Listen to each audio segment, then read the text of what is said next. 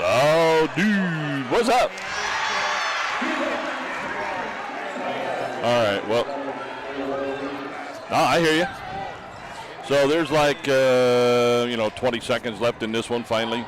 Sheridan finally kind of pulled out and got a bit of a lead.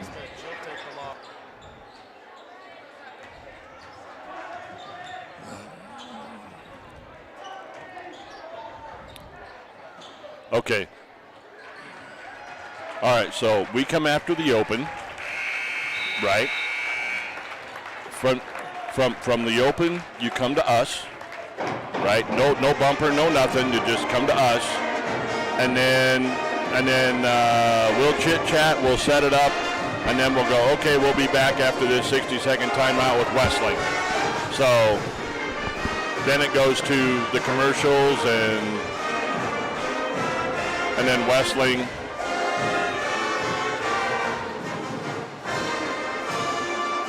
Well, at the end of Wesley, then you'll play a couple of more commercials. Yep. All right, so we are. Okay, so how much time is left on the song you're playing right now?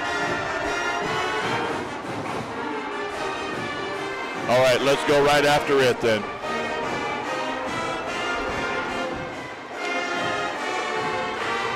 Yep. Yep.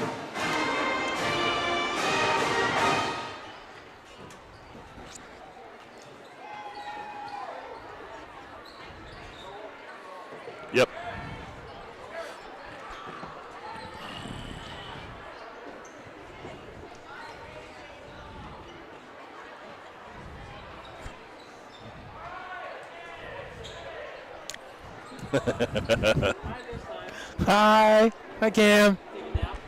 What? What? No. Watched the guys' game and then came right here pretty much. TJ had 12 threes. Dude, frickin' was insane watching him go off. I just say, like, the place he did it in, against the team he did it against, they put their All-American on him and literally he was in his back pocket the entire way the rest of the game. Like, high school basketball is on the air.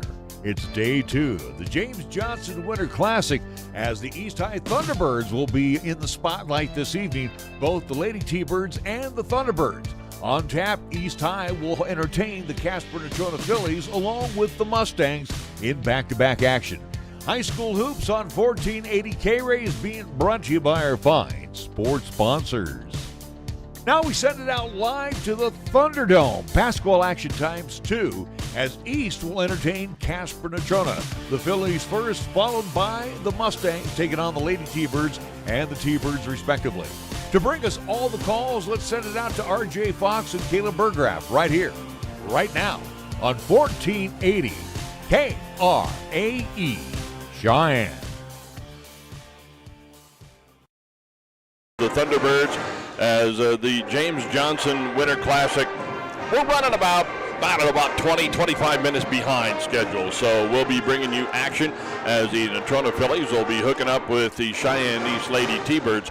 High school basketball on 1480 K-Ray is brought to you by these great sports sponsors: Affordable Computer Repair, MHP LLP, Chick-fil-A, Meridian Trust Federal Credit Union, Cheyenne Auto Repair and Service, Page Lane at Number 1 Properties, 2 Doors Down, Platte Valley Bank, the Gill Window Company, Fat Boys Tire and Auto, Burns Insurance Agency, First Tier Bank, Wyoming Department of Transportation, Kia of Cheyenne, Pepsi of Cheyenne, Cheyenne Frontier Days, Cheyenne Regional Medical Center, Halliday Subaru in Motor City, FNBO, and of course our scoreboard sponsor for tonight, as is always, Taco John's. For the 2 combatants in tonight's game, the first action is the ladies. They will go up first. Cheyenne East, number 1 in the state. That's what they're rated, as they beat Kelly Walsh last night, 59-15. The Natrona Phillies coming off a fairly sound defeat at the hands of the Lady Indians of Cheyenne Central last night, 66-29. So, Caleb, for the Phillies of Natrona, you're kind of looking to rebound. Although you got a pretty tough nut to crack here. Yeah, this is going to be very similar to, I think, what we saw last night in the game between Central and Natrona. and just the fact East is a team that likes to press you a little bit more. The one difference that I think that has East a slight little bit ahead of Central, in my opinion, at this point in time, East is better than the half court, and that's something that Central struggled with last night against Natrona. Natrona is a very good half-court defensive team and an okay half-court offensive team. Right. The way to beat them is to not let them get into those half-court sets, to keep the pace going. That advantage, though, is less when you look at Cheyenne East, which is a team with Eric Westling that is used to pulling the ball out at times and needing to run into that half-court set. They've got some weapons. They've got a few more system players versus just athletes that can get up and down the court. That's going to be the big key in the difference between Central and East and how they kind of approach things is, are you a system kid, and are you a part of what the coach's system is? Not saying you're a bad athlete, but are you a system kid, or are you a kid that just can go out there and can make things happen? And make things happen, yeah. That's kind of, there's still those kids on this East team, but they don't have the depth in that just pure raw talent of athlete that they've had in some past years. Well, for the Lady Thunderbirds of Cheyenne East, again, big winners last night over Kelly Walsh. We caught some of that. They held Kelly Walsh scoreless for almost the entire first half of that ballgame. Yeah, they got their first basket, did Kelly Walsh, with I think 10, 15 seconds to go. It was a nice jump shot that actually got it in. And it was from the only player that scored points from all night long in that game. So, I mean, Kelly Walsh, a team that was struggling to get anything up from the field, and I think that's just a credit to the East defense, but partially just the environment that the Thunderdome does bring. This is probably one of the, if not the toughest places to come and play in the state of Wyoming when it comes to high school hoops at the 4A level. There's a couple of 3A ones and 2A ones that I would toss out there that on certain nights can get crazy, but I have yet to come to this gym and have it be quiet or easy to kind of just get through. This is a raucous house. Yeah, the first thing they do is they trot out that pep band. That's about, what, 60 kids, 70 kids deep? And them kids make some noise. So there's that they have to deal with. All right, I had a chance to catch up with Lady T-Bird head coach Eric Westling. Talked about the Lady T-Birds, their season so far, and how they're looking to come together tonight and this weekend. We'll be back with that interview right after this 60-second timeout. You're listening to and watching high school basketball on 1480 K-Ray. Hi, this is Larry Proity talking about affordable computer repair. Lanny at Affordable Computer Repair in Cheyenne reminds you whenever your personal computer, laptop, or iPad is not performing to your standards, then it's time to call Affordable Computer Repair in Cheyenne at 307-256-8971 and let Lanny's many years of experience fix or address the problems that may exist. Also, watch out for those bad elements out there to harm your computer. Affordable Computer Repair is the perfect choice to consult you on the proper maintenance for your systems. Remember, it's Affordable Computer Repair in Cheyenne. Please call 256-8971.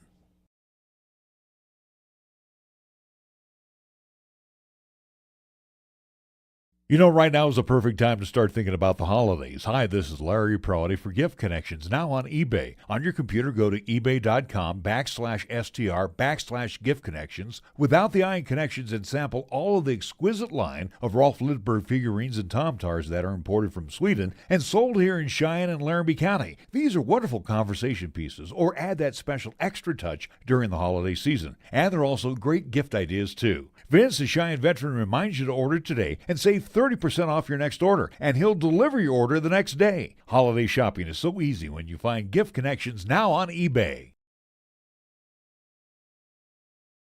Good evening, everyone. Welcome back to the 1480 K-Ray pregame show, along with me, East Lady T-Bird coach Eric Westling. Coach, day 2 of the James Johnson Winter Classic. A lot of games have been played, and the Lady T-Birds did all right last night, did pretty well. Yeah, they did. Really proud of them. We've had a good week and a half of practice over break of just practicing, and it really correlated last night. So good stuff. Absolutely. Now, both Cheyenne schools, Cheyenne East, Cheyenne Central, did pretty well. Come out with big wins on the ladies' side. And now you swap opponents. You get Casper Natrona. Right. Central handled Natrona pretty easily last night. What do you expect to see from the Phillies? Maybe anything different? I think they're going to be hungry. They're a prideful outfit, and so I think we've got to approach our game the same. And if we can play with each other and play within ourselves, I think that's the key for us right now is keep getting better, but we've got to make sure that we play with each other. One of the key players for the Phillies of Casper Natrona, Bryn Seabrant, she's in the middle. A lot of their offense goes through her. Yep. That's going to be a test for your girls. Yeah, and it's she's probably one of the first quality bigs we've seen this year. So it's going to be good for Cash and Jade to get some experience with a kid about their size. So we're looking forward to that as well. Absolutely. As far as the Lady T-Birds, your group is coming together pretty well. I mean, we had a chance to see, we all made the trip to Scotts Bluff. Yep. And, boy, some tough competition over there. Yeah, for sure. That kind of sharpened us a little bit, and it gave us some perspective of what we needed to work on. And like I alluded to, is the kids came in after that tournament and really put their nose to the grindstone and got better. And I think that's what we want to keep doing throughout this year. One of the things we keep joking about is some of these games we watch, and it's like, well, I guess it's free throw Monday at practice. Yeah. It's definitely free throw practice for us all the time, and you don't want to lose games because you couldn't make the free ones. And we saw this last night from Cheyenne Central. Played an outstanding game, but from the free throw line, oh, holy smoly, it was a completely different story. You guys work on this. I assume they do the same thing across town. Right. And there's nothing really you can do to control it. I mean, we practice, right? Yeah, it is. It's a lot of repetition. It's a lot of mental game there because it's you in the basket, and you've got to just focus and do your job. And our conference is no joke, and a lot of those games come down to exactly that free throw. So I know we're not alone in approaching that, but we just want to make sure that we've got that right before we move forward. There you go. Now, as far as the Lady T-Bird, you're starting to get your rotations figured out, your substitution patterns, all of that starting to, because you come out of this weekend, you're on the road. You're headed north. We go up for a huge test against Sheridan and Campbell, and they're just perennial powers, so we've got to get right these two games and get some more film and get some more work done, and then Friday we're playing the defending state champs, so we got to be ready. Yeah, I was going to say you walk right into it. You go to Gillette, you go to Sheridan, and there's no easy trips north. No, it seems like there's never has been, but particularly I guess another year where our conference is really tough, and any given night it's who's ready to play and get the W. For the Lady T-Birds, health-wise, your girls are pretty much intact. You're good? We're really good health-wise, and we're getting positive. Mac Hall is working her way back. She had a bad ankle before the season even started, and so she's making gains there. We're really excited to get her back. But health-wise, we're doing pretty well right now. That's important. You want to go into that season, into the conference season whole. Yeah. You don't want to go in short. Right. And we've been very fortunate to save Mac, and like I said, Mac's on the mend, and so we're excited for her to add another component to our offense as soon as she comes back in defense, but we've been pretty fortunate so far. All right, head coach Eric Wessling of the Cheyenne Lady T-Birds. As we get set, it's the Lady T-Birds and the Phillies of Natrona. We're back after a 60-second timeout. You're listening to and watching high school basketball on 1480 K-Ray. Since 1992, I've taken quite a few of the Proetti family vehicles to have them serviced at Cheyenne Auto Repair and Service. This is Larry Proetti from the Morning Pro Shop on KYOI-FM, inviting you to come to locally owned and operated Cheyenne Auto Repair and Service at 604 West Lincoln Way. I can tell you everything that needed to be serviced or fixed. John and his professional staff have been there to take care of those minor annoyances so they don't multiply into bigger problems. For example, regular oil changes, replacing a heating and air conditioning unit, shocks, windshield wipers, batteries, even replacing the bulbs in my headlights and my brake lights. But the most important feature at Cars is that John is a TechNet professional, which says he is one of the best and trusted in the country to do service on your vehicle. Open Monday through Friday. Stop by to 604 West Lincoln Way or call for an appointment at 632-0498. Cheyenne Auto Repair and Service. National anthem, though, by the way, a solo singer from the music department of Cheyenne East. Always love when you bring in the live anthem here at the high school side of things. Absolutely. Starters for the Cheyenne East Lady T-Birds. They will come out. Peyton Perea, she is 5'10" and a senior. Cashlyn Haas, she is 6 foot and a junior. Taylor Schaefer, 5'9" and a junior. Jade Brown, 6'2" and a junior. Peyton Hall, 5'7" and a junior. This is a young T-Bird team. Some folks might not realize that, but they really only got like 3-4 seniors. Riley Vasquez and Q Fonseca, the other 2 seniors. Otherwise, this is a junior-driven team. No, absolutely, you're right. It's a team that definitely is driven by the knowledge of what's happened before with the East Thunderbirds teams and what this program has been able to accomplish in the past. And I think that's something that makes it special, because we talked about it a little bit last night with the fact Central's kind of, you feel it that year. You know you kind of have the year. It's cool when you can see the year coming. Yeah, and this, I mean, you kind of saw this last year. The T-Birds, a very good team, but they were kind of riding the back of Brady Schlaps. That was kind of the horse that they were riding on. Other than that, the team was all, sophomores, juniors, and that was it. And, they still made state. They still made a very respectable showing. But this year looks like, maybe. That's for certain.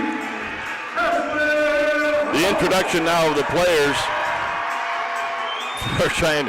And they put on a show here, don't they? Oh, absolutely, man. You got the flashlights up over in the band in the student section. Yeah. They went about a minute worth of chanting before getting things going into it. And lights out, spotlight on the girls being announced. It's again, this is truly one of the best home environments in Wyoming. It is. Starters for Natrona, they'll come out with the same 5 that started last night's contest. Elise Salinas, Jaws Behrens, Nikita Kasher, Cami Castillo, and Bryn Sebring. And talked about it with head coach Eric Wessling. The Natrona offense runs through Bryn Sebring. That's just kind of the way it is built. And right now they are setting at a 2-4 record. Cheyenne East right now is 7-1. Natrona in their black road uniforms with the white numerals, orange trim. Cheyenne East in the white homes, black trim, blue numerals, blue trim. And Jade Brown will step in against Bryn Sebring. And yeah, there's a reason they call this place the Thunderdome. As the tip is going to be controlled by Cheyenne East. Jade Brown winning that one. We'll give it off to Peyton Hall. Hall into the middle. That is going to be tied up. Ball comes loose, taken away by Casper Natrona. Off to Salinas. Salinas brings it down. They come near side. There's a shot from the corner for 3. In, out, won't go by Behrens. Rebounded by Cheyenne East. Jade Brown. Brown at the 3-point line. Top of the key. Now goes far side. Gives it off to Peyton Hall. Hall into the lane. Up off the glass. Left it short. Rebounded is going to be grabbed by Casper Natrona. Here come the Phillies. Salinas kicks it out. Sebring now goes far side to Kasher. Kasher shot up, won't go. Fight for the rebound. Salinas has it and will put it back up and in. So Bryn Sebring with the first points of this ball game, and Natrona leads 2-0. She's come out a little bit stronger inside of the post in this game in the first minute than she did in the last game. It's a good sign for Natrona. East with the basketball. Haas into the lane. Lost control of it. It's going to be taken away by Casper Natrona. Kasher comes top of the key to Salinas. Salinas stops, pops for 3. Count it. And just like that, Casper Natrona's up 5-0. Alize Salinas, another one to watch for her, and also Cami Costello, 2 of the ones that I know, at least the coaches at El Trip are kind of keeping an eye on. East with the basketball. Into the middle to Haas. Haas turns into the lane, has the ball stripped away, taken away by Costello.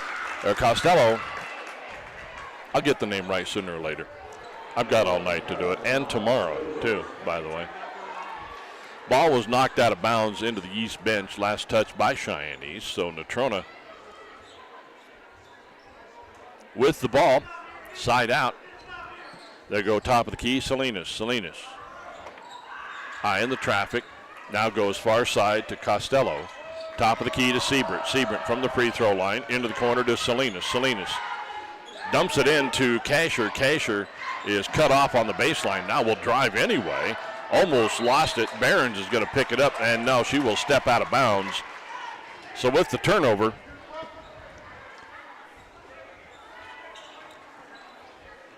Cheyenne East will take it back. Peyton Hall brings it down for the Lady T-Birds. Drives into the baseline, puts up the shot from 10, won't go, but the rebound, that is put back. That shot won't go. Jade Brown gets it. Her putback won't go. Gets it back again. That won't go. And the rebound finally knocked out of bounds. Last touch by Natrona.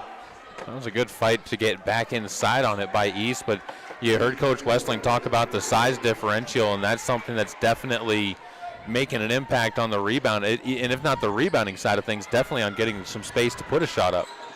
They get it into Jade Brown into the lane. Shot's going to be blocked by Seabrant, but a whistle, and I believe Jade Brown is going to be headed to the free throw line.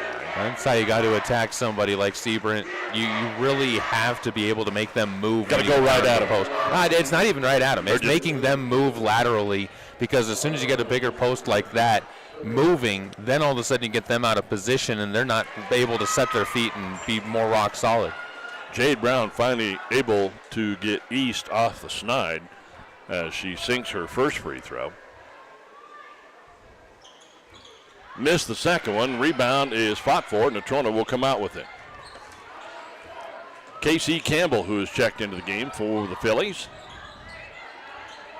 To Seabrant, top of the key. Comes near side. Behrens dumps it into Seabrant. Into the lane. Ball's going to be tipped away, taken away. Coming out with it for the T-Birds was Schaefer. Give it off to Haas, and Cash Haas will knock it home. Or they give that to Jade Brown? I can do that. I was busy spotting names. And you got a whistle as Peyton Hall will commit her first. First team foul. 5:02 to go on the Taco John scoreboard. 5-3. Natrona leads by a deuce. I don't have a height listed for Casey Campbell, but I'm going to take a guess and say it's around 5'1" or 5'2". She looks a little outsized, being guarded by Taylor Schaefer. And now you've got a foul on the reach. Peyton Hall is going to pick up her second, I believe. And she does. That's big. Yeah, she was pretty upset as she came over to the bench initially to talk to Coach Westling. Then she went over to the official, asked what exactly she did wrong, got the explanation, and now heading over to the bench, but missing her for 4:47. East is amping up their defensive intensity, though. These last couple of sets, Coach Westling must have gotten on them from the bench. Melina Cruz will check in for Hall. Natrona basketball, there is a shot from the side by Salinas. Won't go. Rebounded out by Cheyenne East. T-Birds down in a hurry. Taylor Schaefer going to put this one up. Won't go. And a fight for the rebound and a whistle. I'll go back the other way. Natrona did a good job boxing out inside. I do believe Cash Haas.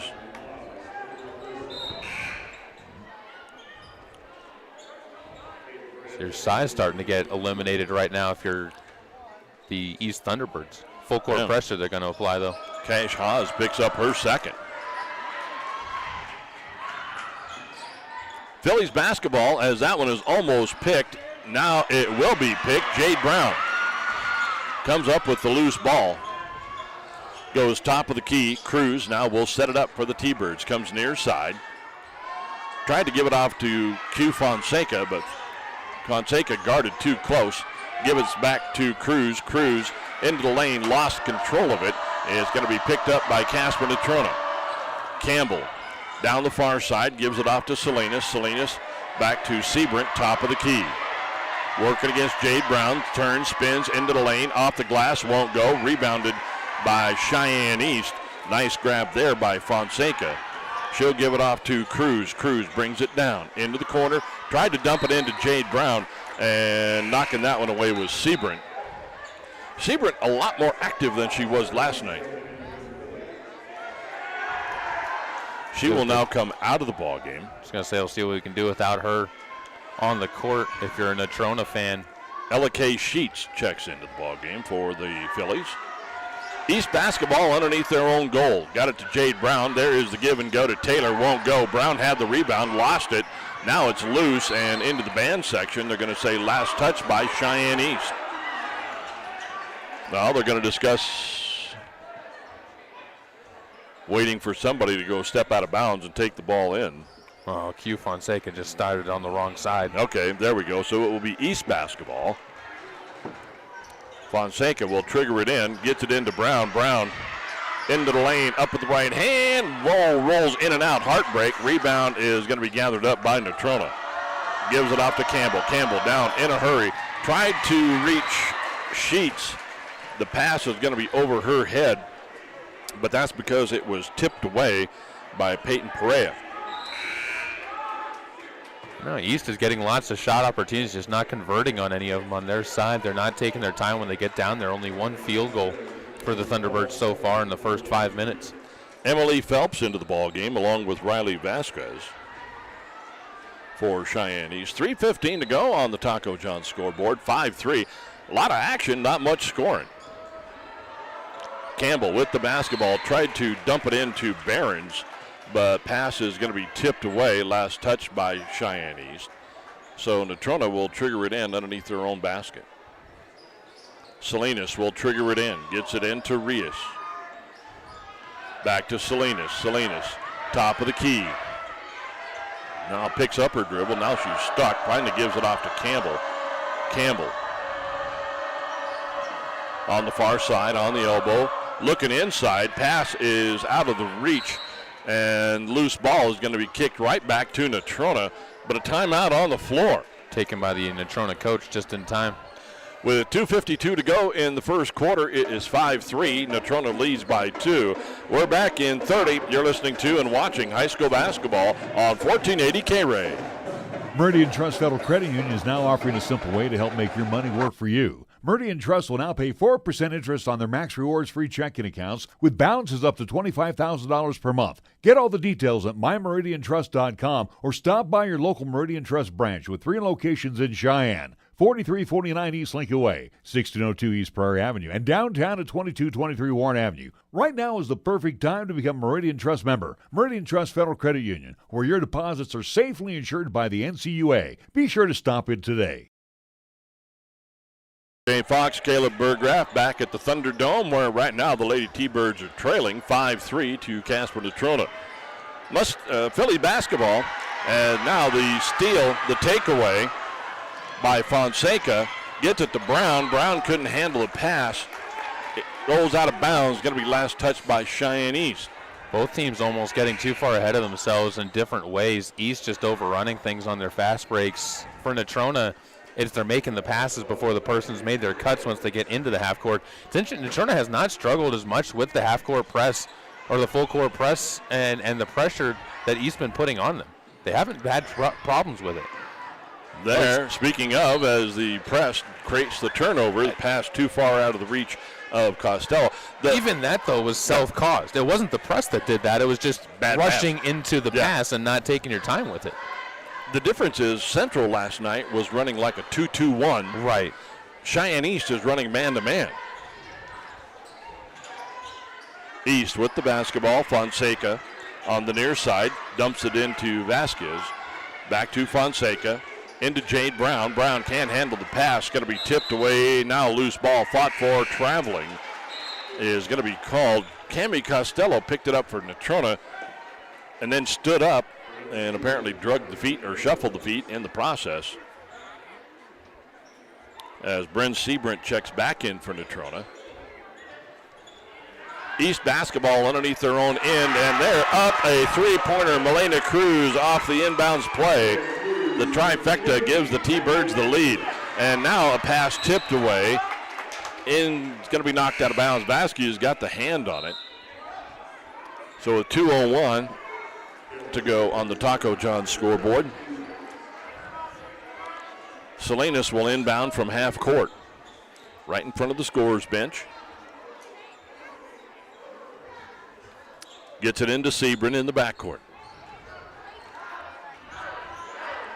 Salinas, top of the key, goes far side. Swings it out to Kasher. Kasher now will reverse it. Tried to get it into Sebring. Jade Brown going to step right in front of it and pick that one clean. Here come the T-Birds on the run. Cruz got it from the baseline, put up the shot. Almost got too far under the basket.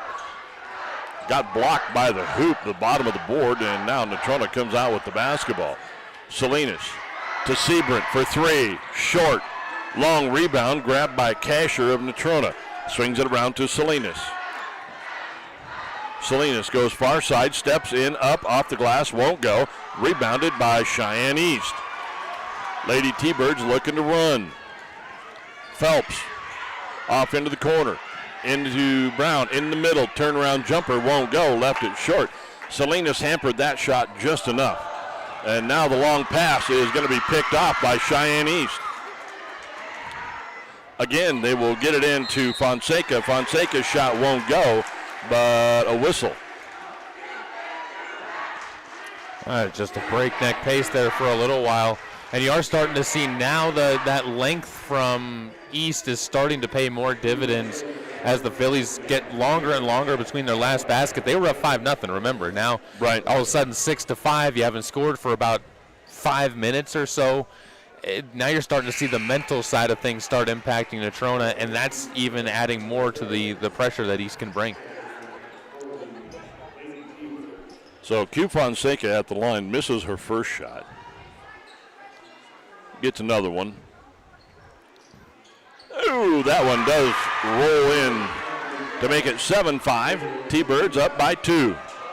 And now the T-Birds definitely cranking up the pressure a little bit. They finally get it ahead to Salinas. Salinas has the ball tapped away from behind by Reeves.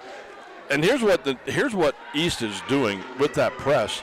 It's like they're disrupting the total offensive flow of Natrona. Mm-hmm. This is like Phillies cannot get into any kind of really half-court set very rarely.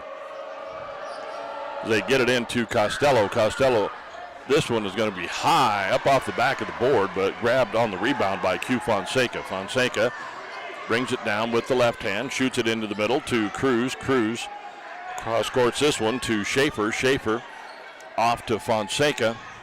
Into the corner, thought about the three. Now we'll draw it back out. Gives it off to Cruz. She'll put up the three. That's off the back of the iron. No good. Rebound grabbed by Sebring, and now you've got a bit of an injury here for Natrona as Elise Salinas doubled over in pain. So with 15.4, they'll allow a substitution in for Salinas. Got a score update while they get that going. Central currently up 19-10 against Green River over at the Field House on the other side. They look to try and get their second win on the girls' side. Game just into the third quarter. Natrona basketball. Campbell got it over on the far side. Working against Vasquez. Tried to pass it into Barons. That ball is going to be tipped away out of bounds. They're going to say last touched by Natrona. And that will be the end of the quarter. After 1 quarter of play, it is Cheyenne East 7, Casper Natrona 5. We're back after a 30-second timeout. You're listening to and watching high school basketball on 1480 K-Ray. Page Lane at Number One Properties is a tremendous supporter of our local student athletes and extends sincere best wishes during the season to our local and county high schools. Page is extremely proud to be a member of our great community. So when buying or selling your property, the one name people have trusted through the years to take care of your personal needs and desires for your home is Page Lane at Number One Properties, including making sure that all I's are dotted and T's are crossed. And most importantly, Page is thankful for your referrals too. Talk with Page Lane today at Number One Properties. And there is the big rebound from Carson Temple. Temple into the forecourt. Temple right side. Temple. Casper Natrona hooking up.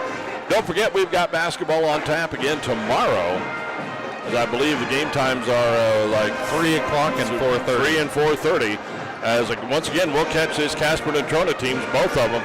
They'll be over on the south side, taking on Cheyenne South, taking on the Herd. This now so far. Oh, there And we of go. course, you'll hear both of those contests here on 1480 K-Ray. Streaming it as well on our YouTube channel. So type it in there on that search engine, 1480 KRAE, 1480 K-Ray, and you'll find that live feed. And as of right now, I think we're the only station that's going to be streaming over in South tomorrow. I think so. Yeah, I think we're going to be about the lone Rangers over there. Natrona basketball coming out of the break. Casey Campbell will pick it up over on the far side. Goes into the corner. That pass is going to be tipped away into the stands by Fonseca.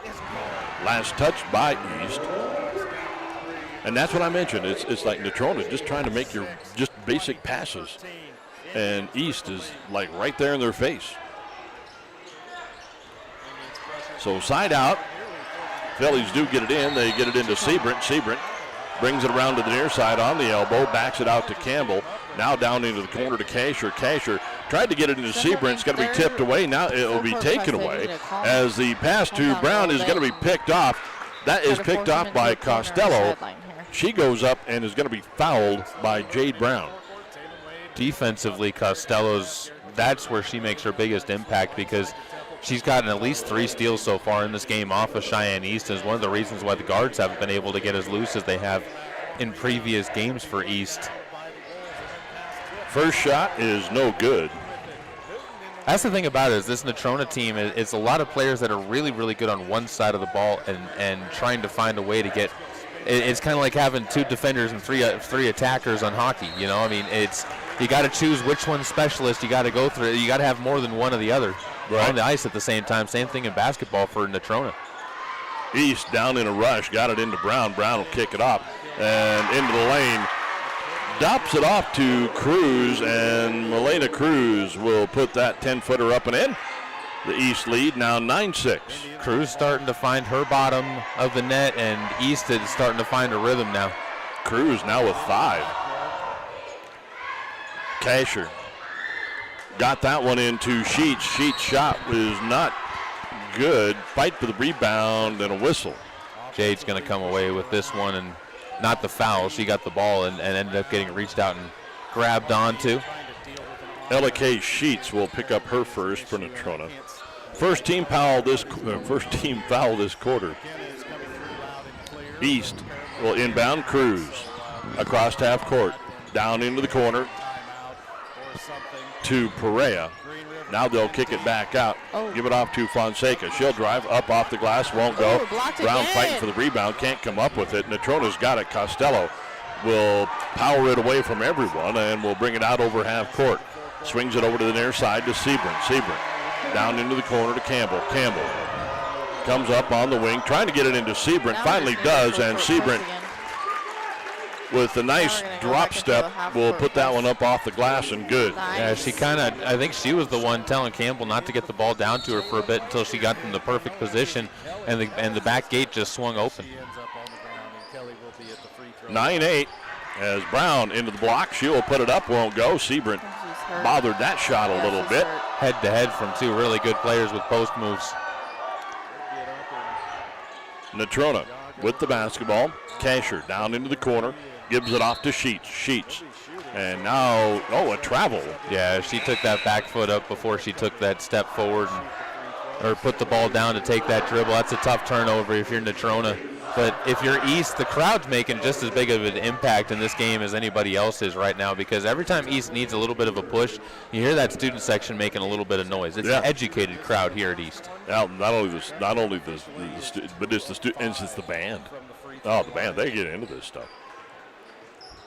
Natrona now coming out full court, press, man-to-man, as East gets it across, but no, is going to be taken away by Seabrant. Seabrant, long pass ahead to Campbell. Campbell can't finish, and you're going to get a foul on the rebound. I think Green River came out I believe Q Fonseca will collect this one. Carson Temple. Second team foul for East. This is pretty much Temple time. And when she gets running and can get as Ella Reese misses the first one. Apparently cheesecake is the cheesecake or cheesesteak. I'm not sure which one is the way to force a miss out there at the net from Ella Reese. Missed them both. Brown will clear it out for the Lady T-Birds. Brown, crossed half court, shoots it ahead to Taylor. Schaefer gives it near side to Perea. Off to Fonseca. Back to Taylor. Schaefer. Shot from the corner, in, out, won't go. Rebound is grabbed by Vasquez, and she'll tip it back to Perea. T-Birds will reset. Brown on the elbow. Now will drive into the lane. Is going to be stripped as Ella K. Sheets reached in and got a hand on that one and knocked it loose. Campbell brings it down. We've got 5 minutes here in the second quarter. Into the lane, Ella K. Sheets will get it to go. And Natrona now back on top, 10-9.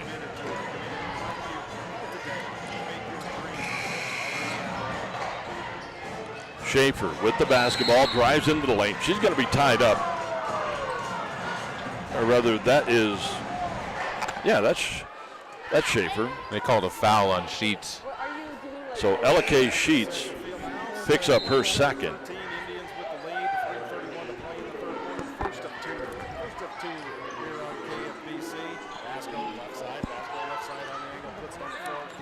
East basketball underneath their own basket. As triggering it in was Emily Phelps. Brown down low on the baseline. Backdoor to pass to Phelps. Phelps 10-footer won't go. Rebound fought for, and Natrona comes up with it. Gives it off to Campbell. Campbell across half court, working against Vasquez. They'll come top of the key to Dinkle. Dinkle and the travel. I didn't see that one. I didn't either. So I've been defending the refs for the most part so far tonight, but might have gotten whistle happy for a moment there. East end up taking. We'll see if they can take advantage of it. Now East is the one that's been on a bit of a scoring drought. 4-0 run coming from Natrona. Melina Cruz into the ball game. She'll replace Fonseca. Excuse me, 5-0 run. So Melina Cruz shot from the elbow won't go, and Seabrant gets the rebound, but a whistle.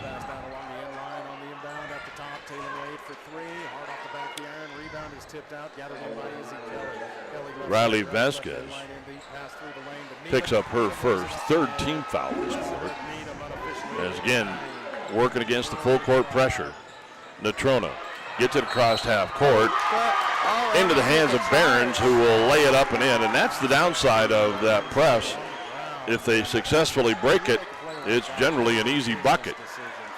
East down quickly, shot up, no good by Perea. Won't go, fought for the rebound. Natrona's got it. Here they come on the break. Rays had it and then lost it. And they're going to say last touched by Cheyenne East.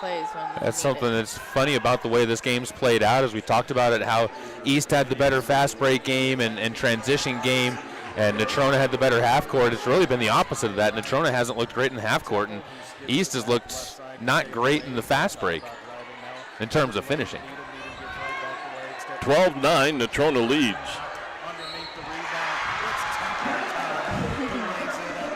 They've got it. Campbell out on top. Into the middle to Behrens. Behrens tried to split a pair of defenders and Just a whistle. needed a couple to go in, and now it's Temple time. And now East getting a little bit lazy with their feet. They're just not moving enough with the motion coming in from Natrona, who's playing with a bit more energy these final 3 minutes. This could be big for Natrona if they can push a lead out. Schaefer gets the foul for East.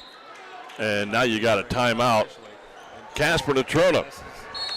12-9 your score on the Taco John's scoreboard. 3:28 to go in the second quarter.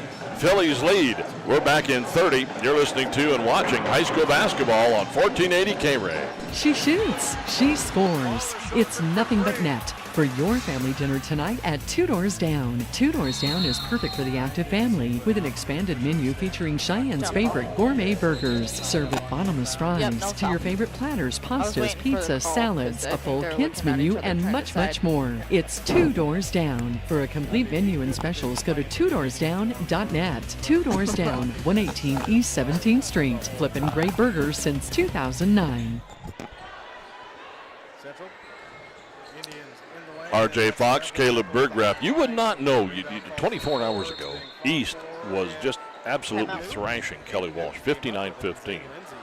And Natrona was in the middle of getting thrashed by Cheyenne Central. Teams, just like a total turnaround from yesterday. It'll be Natrona ball out of the break. Campbell's got it. Into the corner, there's a shot for three, in, out, won't go. Long rebound, grabbed by Cheyenne East. Well, I think not only Cruz, that, but they're tired. across half court. They're exhausted. Central's been running that Now will all come game. near side with the left hand. Shot won't go, but a whistle. Now both teams just getting reachy at this point in time. Seeing fouls pick up, seeing just, it's. I'm sure both coaches can't wait to get this one to the locker rooms at this point in time. It has been sloppy play from both sides. Ella Reese gets the foul for Natrona. This is something, as a coach, you got to get through games like this, and this is something you got to have the conversation. Okay, when you're not playing your best, how do you still come away with the win? Yeah. And that's going to be what a lot of this halftime conversation is if neither one of these teams can figure out some kind of footing in the next 307. Their has not showed up today, and I think Melina they're Cruz frustrated. at the line for East. And they've been ran all game. Missed the first. And the second one just hits every part of the rim but the bottom. So missed them both, and with 3 minutes to go and a 3-point lead, Natrona's got the basketball. Seabrant on the far side, over to Reeves. Back top of the key to Costello. Costello, far side on the elbow, into the middle to Seabrant, up with the left hand, won't go, fight for the rebound, knocked out of bounds. They're going to say last touch by Natrona.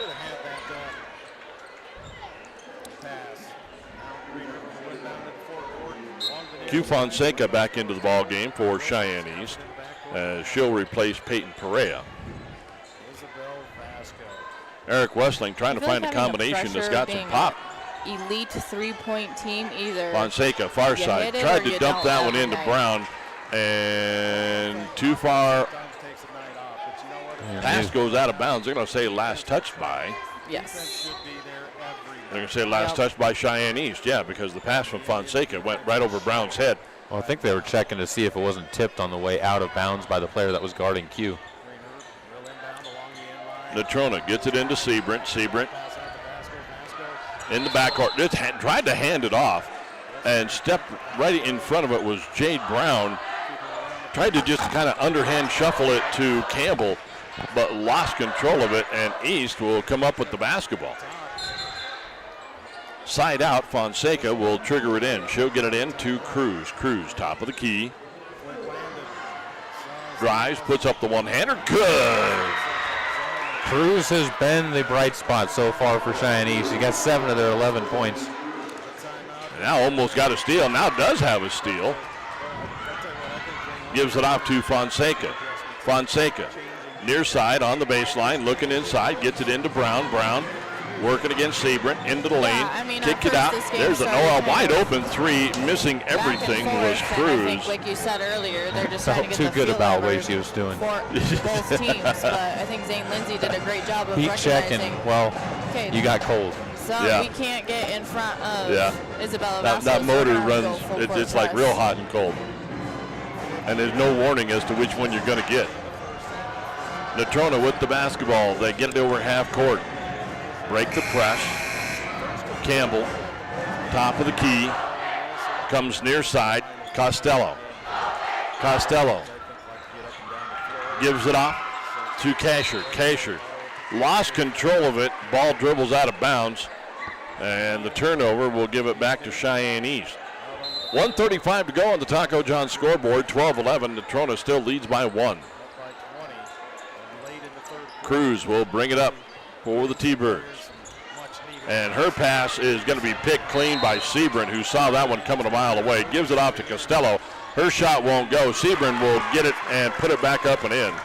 Sebring now with 6. 14-11, the lead back to 3. It's a 9-2 push right now coming from Natrona. As the drive up, no good by Schaefer. Tried it with the left hand, couldn't get it to go. Natrona with the rebound. Pass intended for Kasher down into the corner, and Kasher couldn't get to it. Man, it's like So right there, the turnover right back. well, which team is trying more not to do much in this game right now? I mean, this is one pass into the hoop for Cheyenne East. That's not something that Coach Westling likes. He wants his team working the ball around. It's been a little spotty. Cheyenne East with the basketball into Brown. Brown is going to go up with a shot, and she is going to be fouled. They're not going up if you're East. They haven't been going up for the best shot. They've been going up for the first shot. And there is a difference between those. You might be a little bit open, but sometimes it's better to pull the ball out. There's no shot clock that you got to worry about. Pull the ball out and just kind of take a deep breath before you start panicking on things. And it's not even panic. It's just forcing the ball. Brown's first shot is good from the charity stripe. On with Brown, that's the opposite of what we've seen in the most recent possessions. They take their time, they get it down to her, and she's wide open on the way to the hoop, which is why she got the 2 free throws. Are you ready to join a legacy of service and adventure? The Wyoming National Guard invites missed you the to be a second part of one. something bigger. Natrona With comes us, up with the rebound. You can serve your They'll get it off to state and Campbell. nation, Campbell all while pursuing your dreams.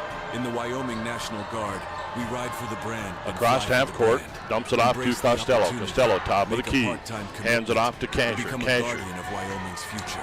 back to Join us Dinkle. today. Dinkle draws it back out. The pass intended for Kasher going to be picked by Vasquez, and she is going to be fouled from behind.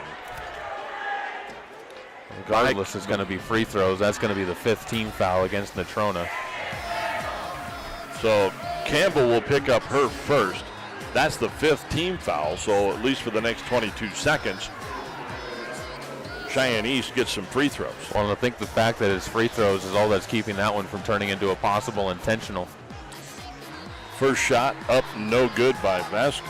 Because there was nobody in front of Vasquez on the way to the hoop, and I think the officials could have gone there, but they said, late in the half. I don't think there was intent to the intentional, but it would have, I think it matched all the listings on it. Missed them both, and now we've got lane violation. So even if she'd have made it, it wouldn't have counted. And she was the one they called the violation on. She knew she missed. 14-12. It'll be Natrona basketball underneath their own, underneath the east end. And again, East out in that full court, man-to-man. Finally, they get it into Campbell. Campbell clears it out, gets it across half court. Down into the corner to Kasher. Kasher tried to get it in to Costello, has it picked clean by Brown. Brown so far coast to coast, going to hang this one out. Shot from the corner, no good. Fight for the rebound, and that's going to be the half. With a jump ball was the call, but that will be the end of the second quarter. After 2 quarters of play, definitely not the first half we expected. It is Casper Natrona 14, Cheyenne East 12. We're back after a 2-minute break, a 2-minute timeout. You're listening to and watching high school basketball on 1480 K-Ray.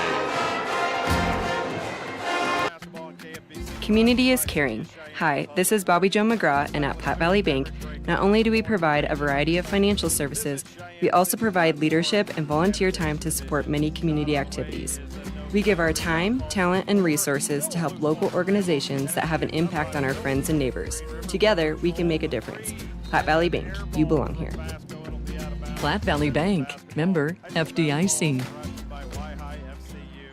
Suddenly it's all so clear with Gill Windows. The Gill Window Company in Cheyenne is a family-owned local window supplier that's been servicing Cheyenne and the area for over 30-plus years. If you're looking for replacement windows, sliding patio doors, or custom windows, the Gill Window Company is the perfect choice. Call 307-778-3037.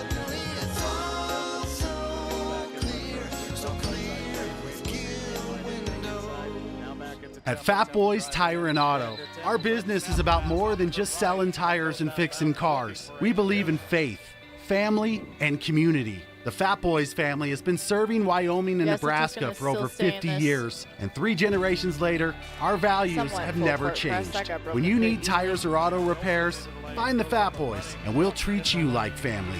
Fat Boys Tire and Auto in Cheyenne, Laramie, Scottsbluff, and Wheatland. Get price quotes and schedule service at fatboystires.com. Wyoming owned and operated since 1971, Burns Insurance is Wyoming's right choice for your insurance needs. Burns Insurance is a trusted choice, full-service, independent insurance agency offering a full range of commercial, agricultural, and personal insurance products through many national and regional carriers. Let our friendly, experienced agents help you find the right product at the right price for your asset protection. Buy the policy, get the agent at Burns Insurance, your right choice. Find Burns Insurance on Facebook or at burnsia.com.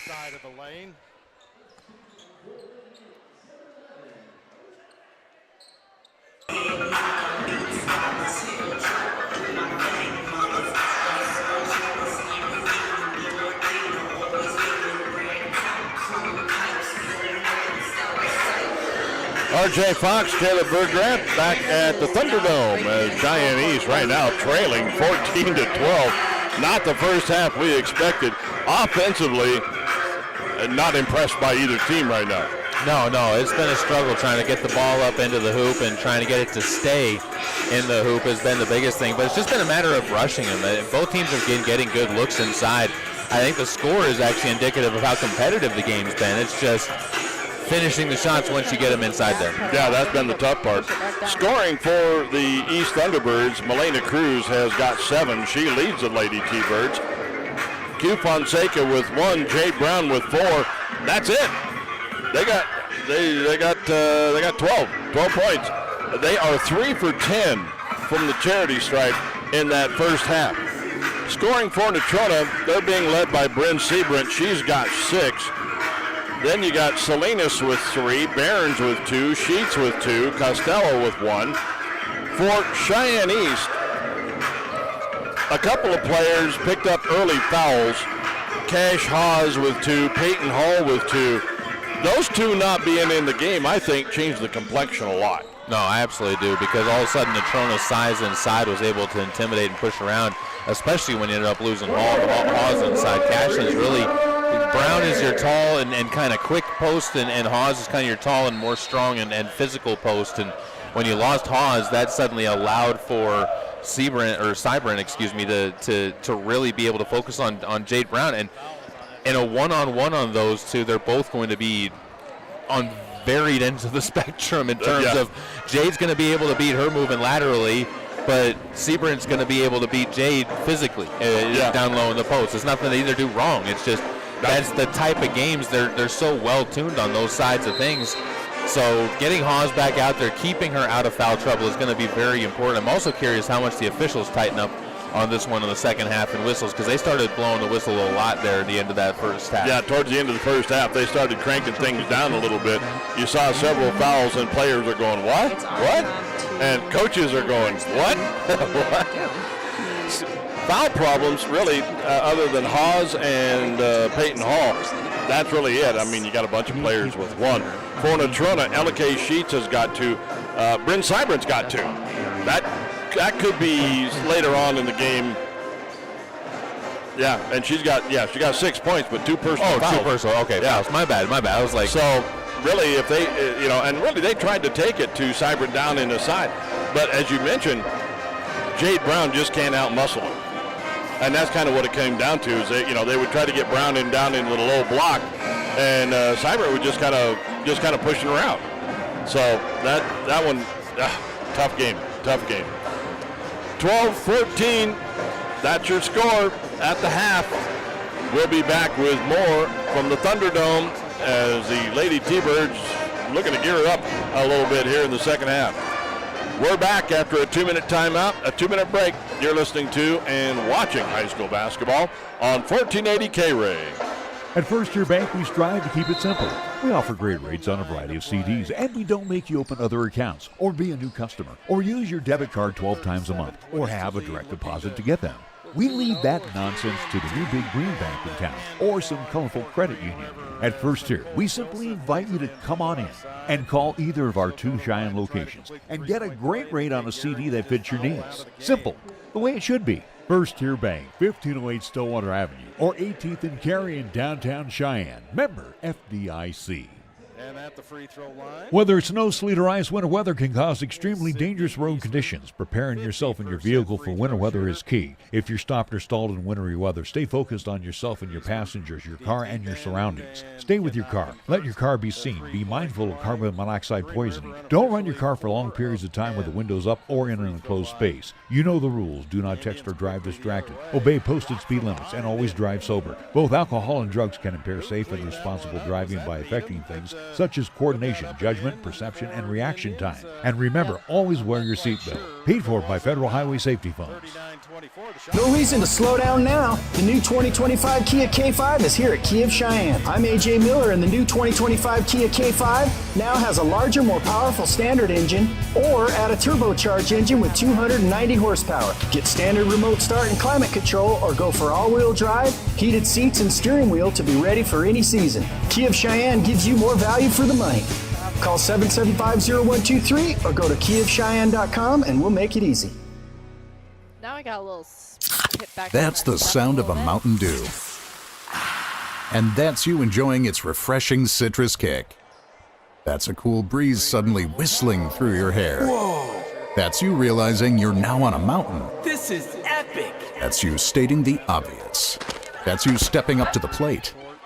That's you winning your kickball game. Yes!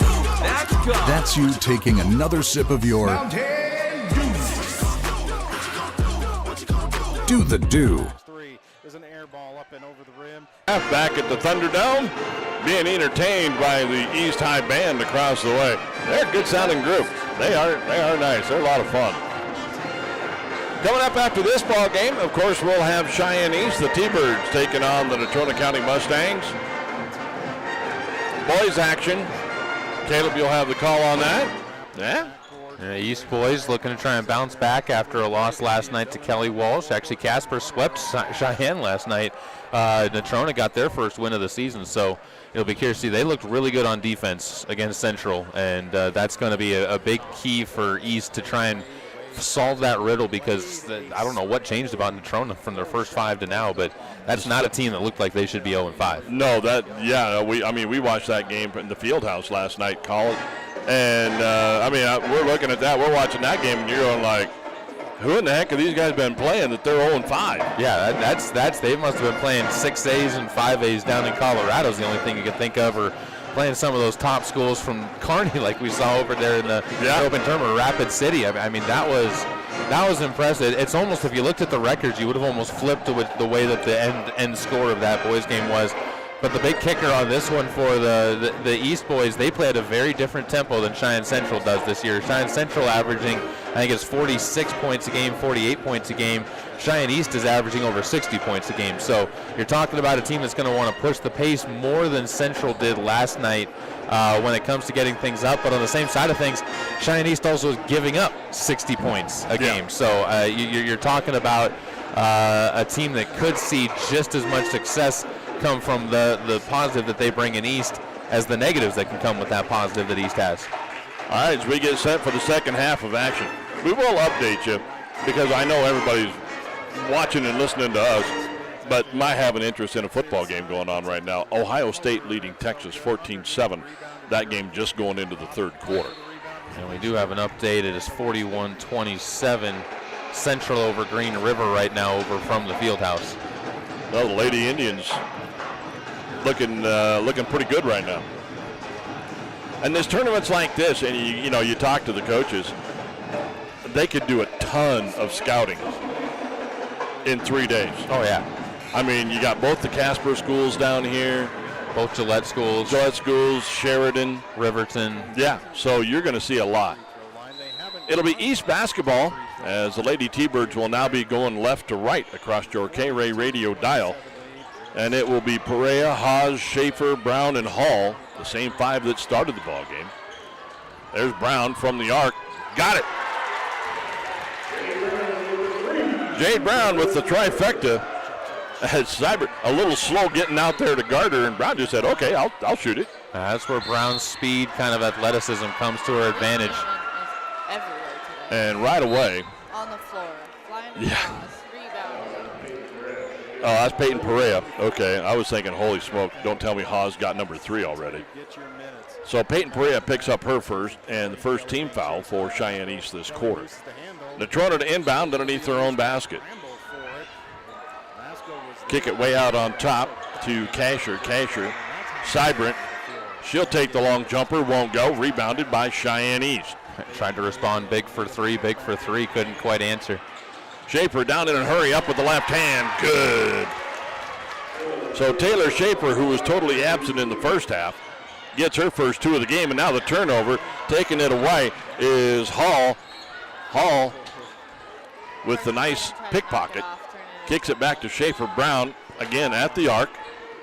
Seibert out to Garter. Brown now just steps up, drives, left it short, got her own rebound, put it up and in. And just like that, it's 17-14. East with the lead. Natrona breaks the press. Shot up, point blank. Barons can't get it to fall. Right now, it's looking like East definitely got that talking to in the locker room. A 7-0 run to begin things. In the corner, Schaefer turns into the lane. Will take the shot from the arc. Won't go, but the rebound comes out to Brown. Brown, there is a nice pass inside, and nobody had a hand on Cashlyn Hawes. She will bank it up and in, and just like that, East is up by 7, 21-14. We're back in 30 seconds. You're listening to and watching high school basketball on 1480 K-Ray. Cheyenne Regional Medical Group's Smart Exam provides low-cost, convenient care for many common illnesses, including influenza, sore throats, headaches, allergies, and more. You will answer questions about your symptoms on our website, and a diagnosis and treatment plan will be sent to your inbox from a CRMG provider. Feel better faster with CRMG Smart Exam. Use today to diagnose your symptoms at cheyenneregional.org/smartexam. R.J. Fox, Caleb Burgraff, and the Lady T-Birds came out of the halftime locker room on fire. No, absolutely they did. It was, and it's been from all over the place. You had the 3 from Jade Brown to kick things off, and then all of a sudden you had to start focusing on the outside of the arc, and that opened things up for Jade to be a decoy and get things into Hawes, and everybody else has been contributing as well. It's the defense starting to turn and result in makes instead of just resulting in, okay, we got the ball, but we didn't do anything with it. I think the absence of Hawes and Hall through most of the second quarter really kind of hampered Cheyenne East. But they are back into the lineup, and just like that, East just caught fire. Sebring gives it off to Campbell. Campbell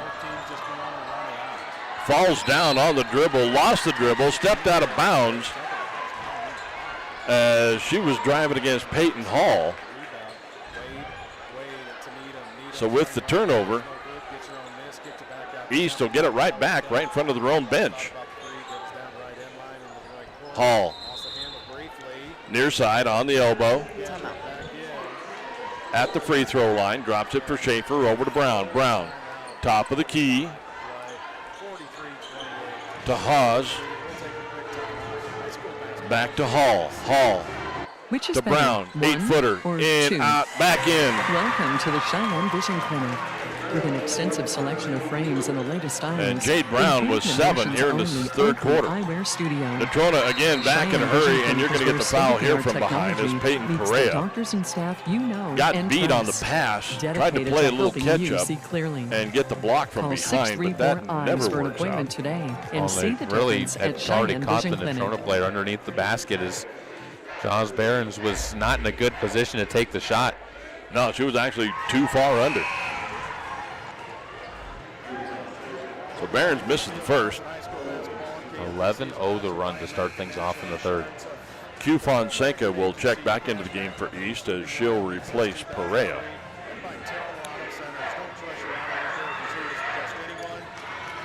Barons makes the second and breaks the snide for Natrona to make it 23-15. Down quickly, shot up from about 8 feet by Hall, won't go.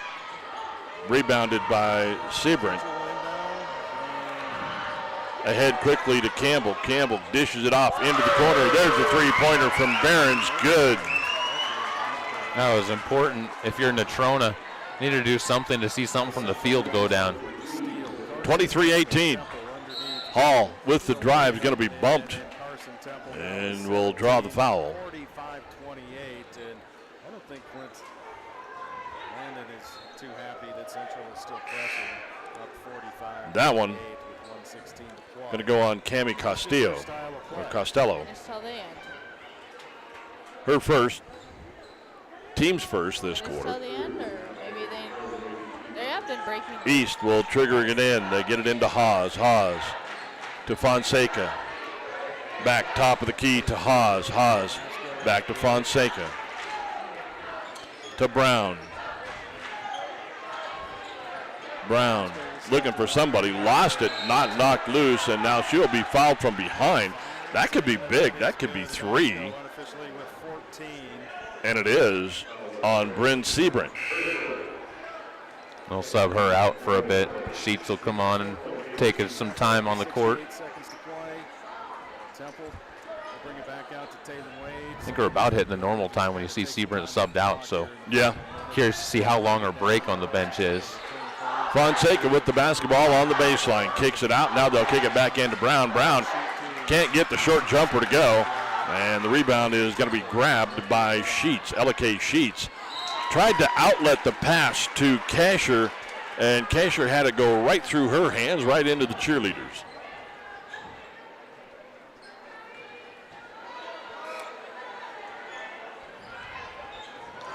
East basketball. Bring it around, Cruz, top of the key, gets up the three-pointer, good. Just like that, you answer back to the 3 from Natrona. Cruz now with 10. 26-18, T-Birds lead. Natrona down in a hurry, three-pointer up, no good by Behrens. East, the long rebound, down quickly is Cruz. Cruz, she'll drive, put up the left hand, won't go. Rebound grabbed by Natrona. They'll give it off to Campbell. Campbell shoots it ahead to Costello. Costello across half court, drives to the free throw line, steps back, takes a three-pointer, count it. And both sides starting to find that outside range. You mentioned Costello, kind of one of those do-it-all players for Natrona that is a quieter leader on this team. So the lead is now 5, 26-21 with 3:46 to go on the Taco John scoreboard.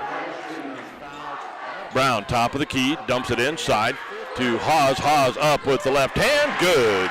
And that's where Cheyenne East really missed Cashlyn Haas, was her inside play.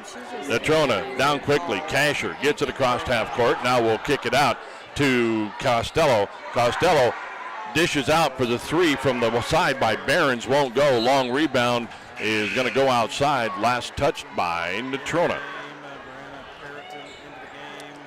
Substitutions. Perea back in for Cheyenne East. Fonseca is now back in. Brown comes out, as well as Schaefer, or Perea. Peyton Hall brings it down for the T-Birds.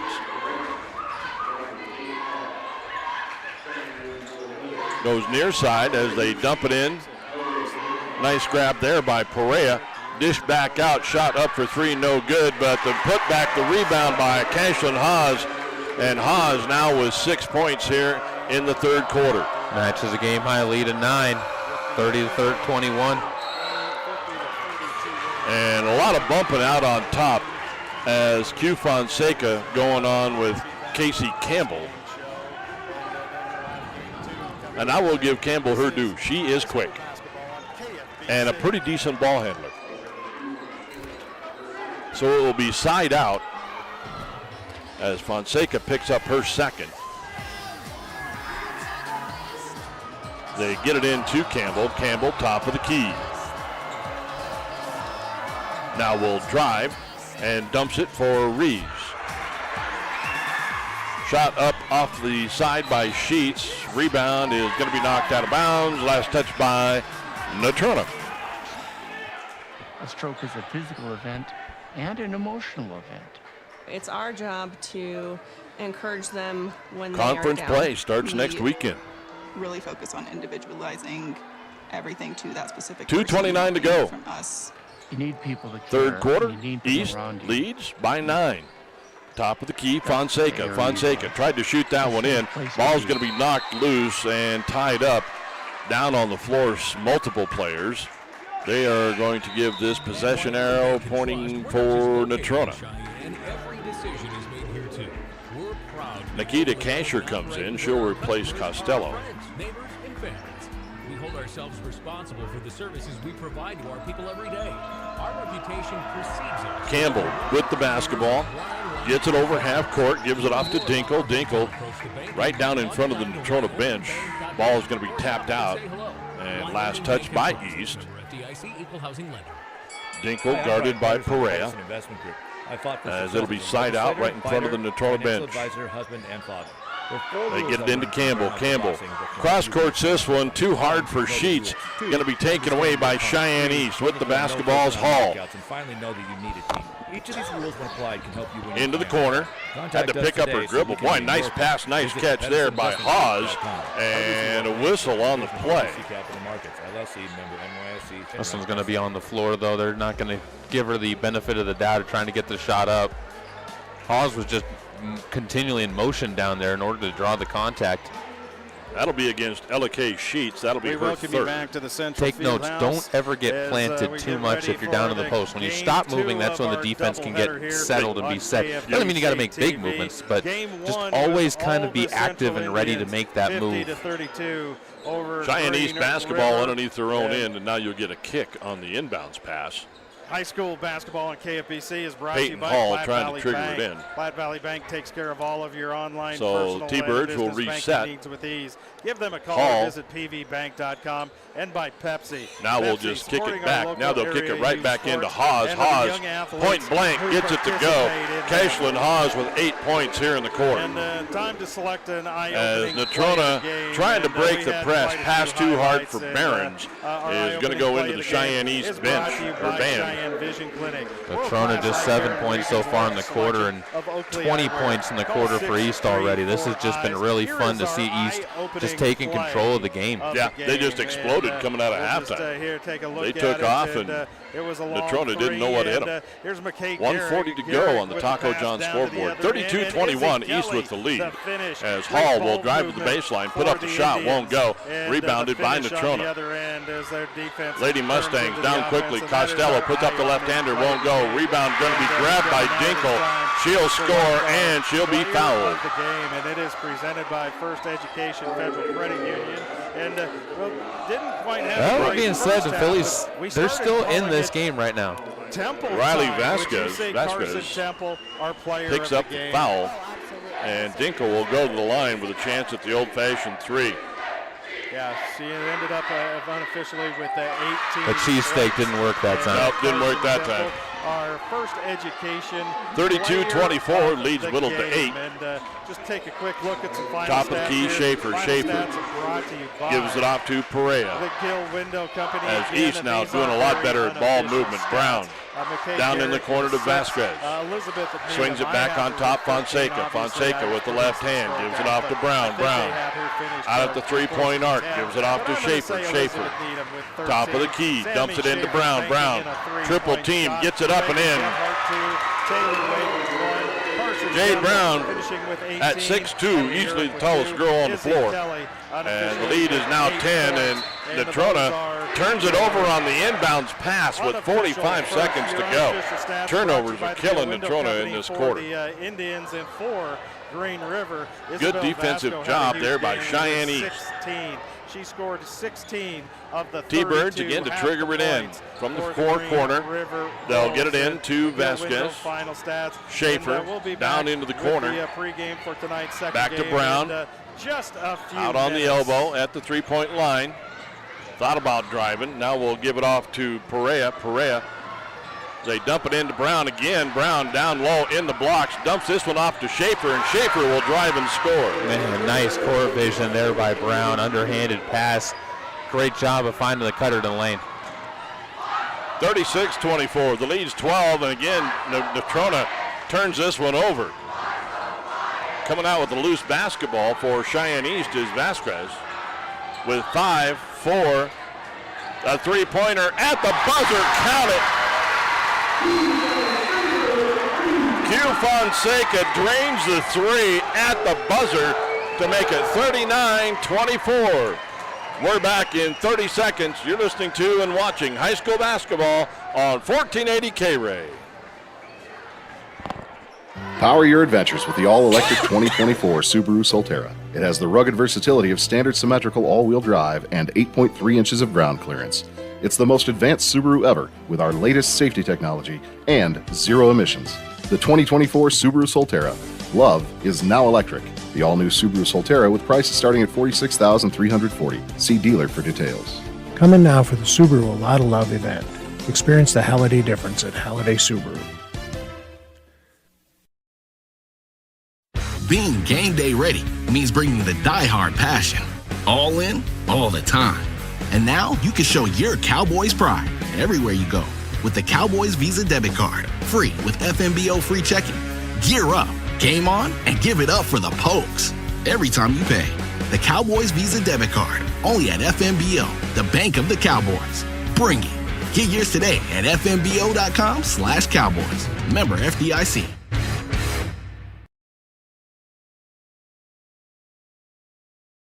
Work to do here. LK Sheets has 3 fouls. Bryn Seabrant has 3. Seabrant is back into the ball game.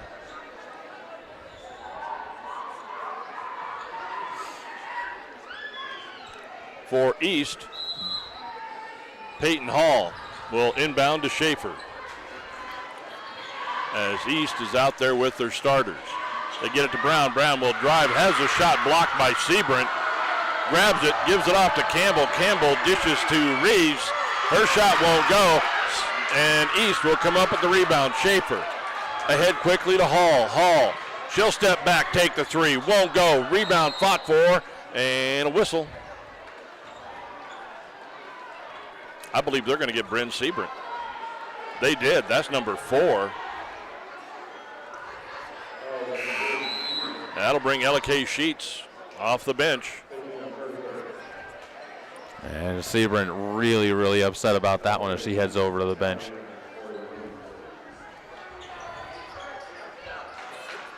And I don't know what the extent of the injury was to Elise Salinas of Natrona, but we haven't seen her since the first quarter when she came out doubled over with an injury, and now a whistle on the inbounds. She has been on her feet by the water cooler, but that's about it. And it looks like maybe she might have gotten a possible concussion or something like that because she just doesn't necessarily look like she's bringing a lot of energy. LK Sheets picks up her 4th personal. All those fouls starting to stack up for Natrona. Yeah, that'll bring Cami Costello in. Brown with the basketball off the inbounds, tried to pass it in, tried to hit Hawes, but ball is going to be knocked away. Schaefer, though, will run it down. Schaefer, long three-pointer up by Hall, won't go. Fight for the rebound, and you're going to get a jump ball. Possession arrow is pointing towards Natrona.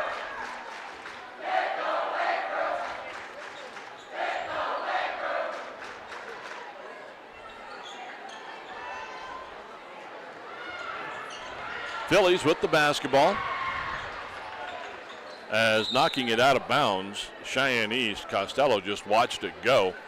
So again, Natrona will load up underneath the Cheyenne basket. They'll get it into Campbell. Campbell around the near side, runs into Haas, changes direction. Pass was intended for Rays, and Jade Brown stepped right in the road. Campbell had to put a lot of extra height on that one, and it was airmailed over everybody. So Cheyenne East will get it back. Hall, 39-14. Lady T-Birds as Brown drives in, steps in, shot no good, put back by Haas no good, and Natrona comes up with the basketball. Campbell down quickly. She'll put it up with a running left-hander, too hard off the glass, and the rebound came right back into the hands of Perea. I think Perea was a little surprised by that, couldn't hang on to it, goes out of bounds. as Bryn Seabrant will check back in for Natrona. With 6:39 left to go in the ball game, you might as well. Natrona gets it into Seabrant. Seabrant tried to dump that one off to Costello. She couldn't really control it. Ball is loose, fought for. Coming out with it will be Costello of Natrona. Back to Seabrant. Comes near side to Costello. Costello off the lane, gives it off to Reeves. Back to Campbell. Campbell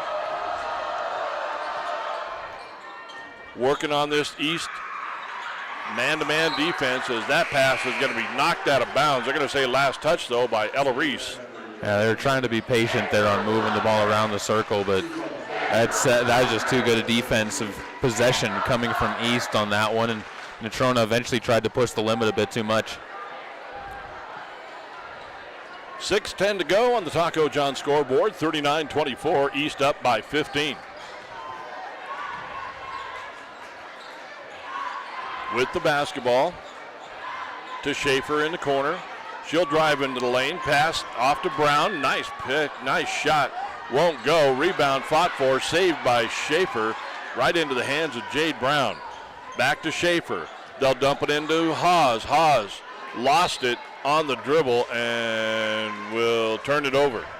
Good defense that time by Josh Behrens of Natrona. Stood her ground. As Campbell will bring it up for the Phillies. Ahead to Kasher. Kasher, pass intended for Behrens is going to be picked off by East. Schaefer ahead quickly to Hall. Hall dumps it into Brown. Brown going to kick this one back. Three-pointer up and in. Count that by Kashlyn Haas. She's now got 11. All here in the second half. Natrona with the basketball. There's a nice drop step, turn around, left-hander by Behrens, won't go. Rebound cleared up by Cheyenne East. Going to give that one off. Running 10-footer by Hall, won't go. Rebounded by Cheyenne East.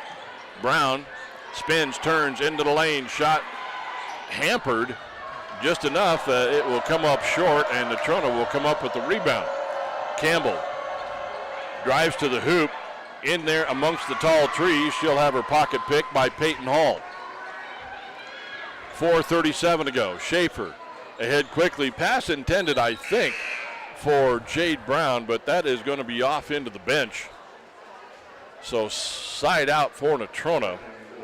Speaking of both benches getting some time now, is looks like East, and again, not going to stop putting pressure on, but on the same side, they've emptied out most of their starters.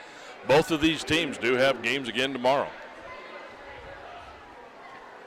It'll be Natrona basketball as they'll get it into Seabrant. Seabrant pass ahead to Sheets. Sheets is going to travel.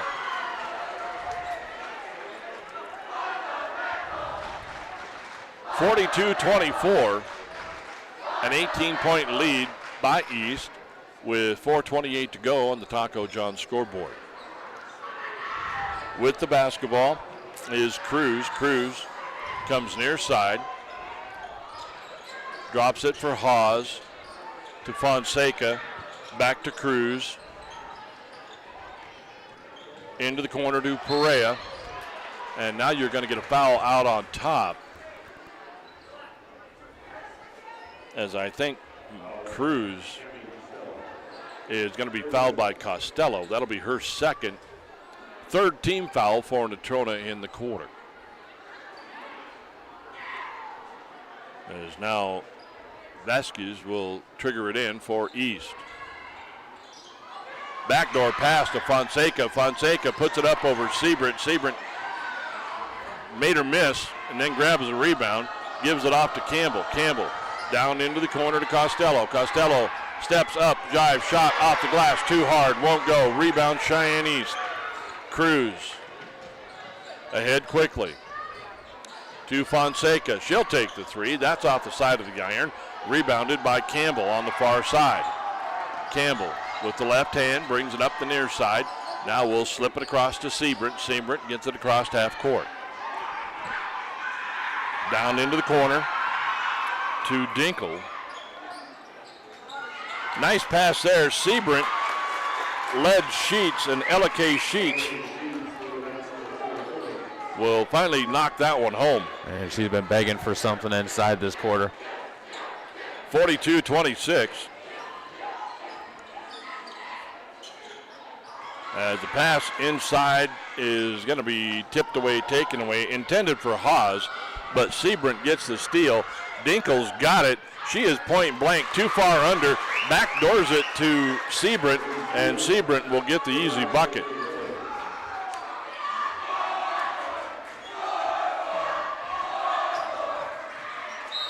The drive by Cheyenne East, there's Cruz on the drive, is going to have it knocked loose from her. You're okay. 2:45 to go on the Taco John scoreboard. East ball underneath their own end. Fonseca will trigger it in for East. Will finally just kick it out to Cruz out the top of the key, and now she'll double dribble. Knew that the second she did it. That was a oops.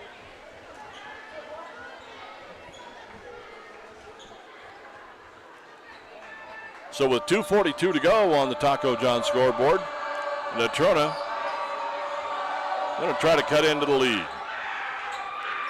Dinkel for three, left it short, rebound grabbed by Q Fonseca.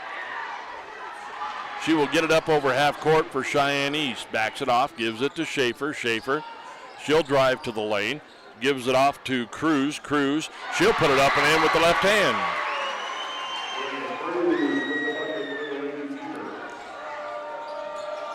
(44-28). Seabrant for three, off the side of the iron, no good. Rebound, knocked out of bounds. Last touch by Schaefer of East. I think the interesting thing about this, the final score is not going to indicate how much this game was close at the first half of play. As Seabrant's shot going to be blocked by Cash Haas. On the flip side of things, the final score also isn't going to indicate how dominant East was in this second half. Right. Thunderbirds down in a hurry. Shot up, no good by Haas. Rebound is going to be kicked out. Back to Brown. Brown, top of the key. And now off the screen will drive, and she'll be fouled on the drive.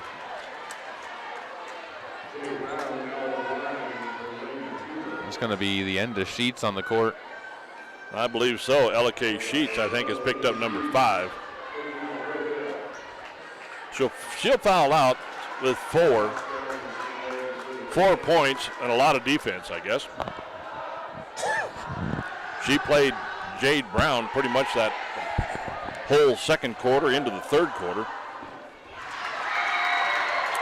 Brown makes the first.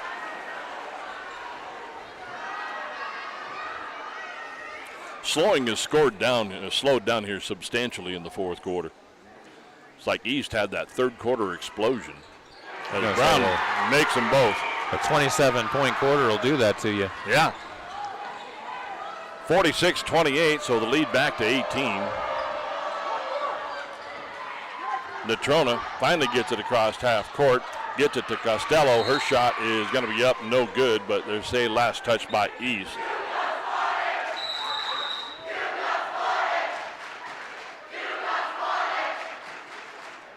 And a bench warning against Natrona County.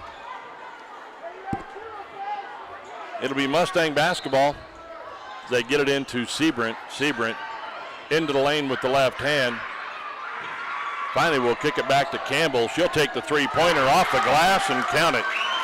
Casey Campbell gets her first points of the ball game to make it 46-31. East back in a hurry. Haas inside. Jade Brown. Brown up over Seabrant. Gets her own rebound and puts it back up and in.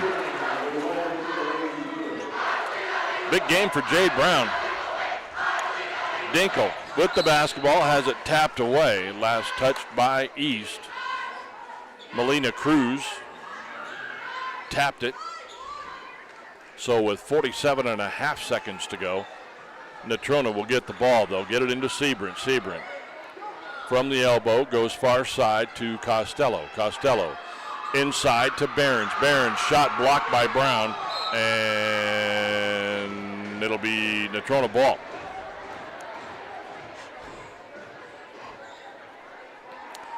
Jade Brown got that one clean.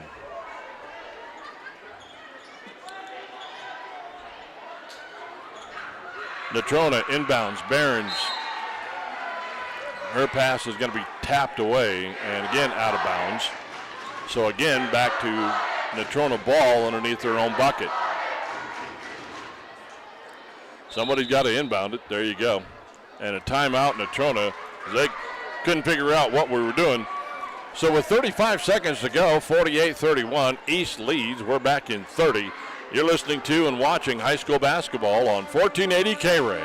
MHP is a certified public accounting firm located in both Cheyenne and Fort Collins, offering accounting, tax, and consulting services to businesses, not-for-profit, government, and individual clients.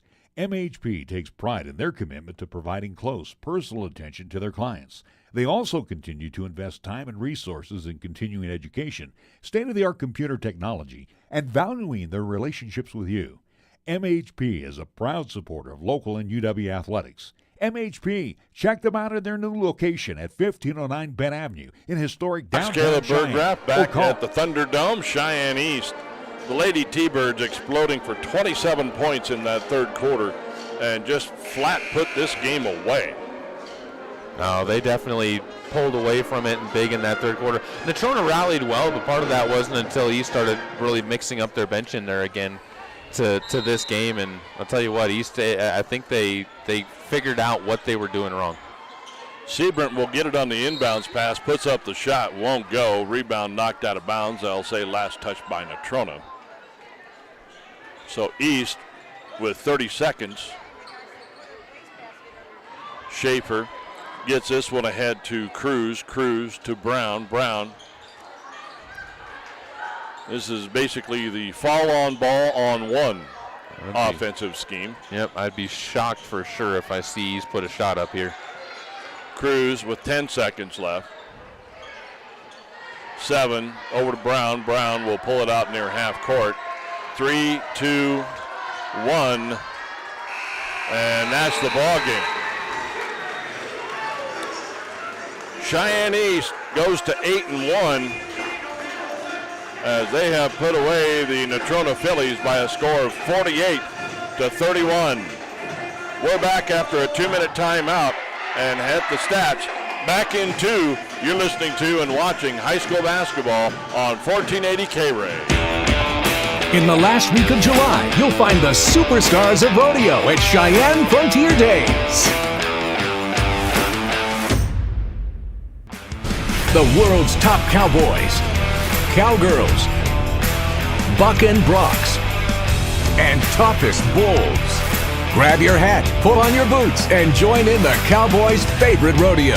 Rodeo tickets on sale now. Cheyenne Frontier Days, the wildest ride in the West.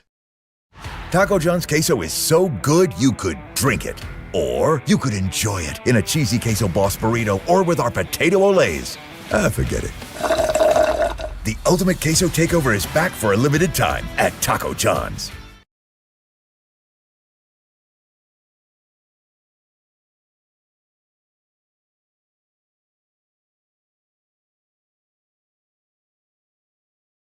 Hi, this is Larry Proative talking about affordable computer repair.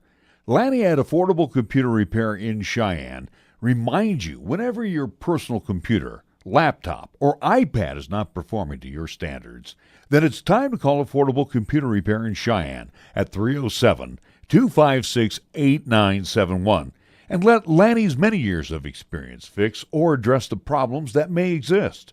Also, watch out for those bad elements out there to harm your computer. Affordable Computer Repair is the perfect choice to consult you on the proper maintenance for your systems. Remember, it's Affordable Computer Repair in Cheyenne. Please call 256-8971.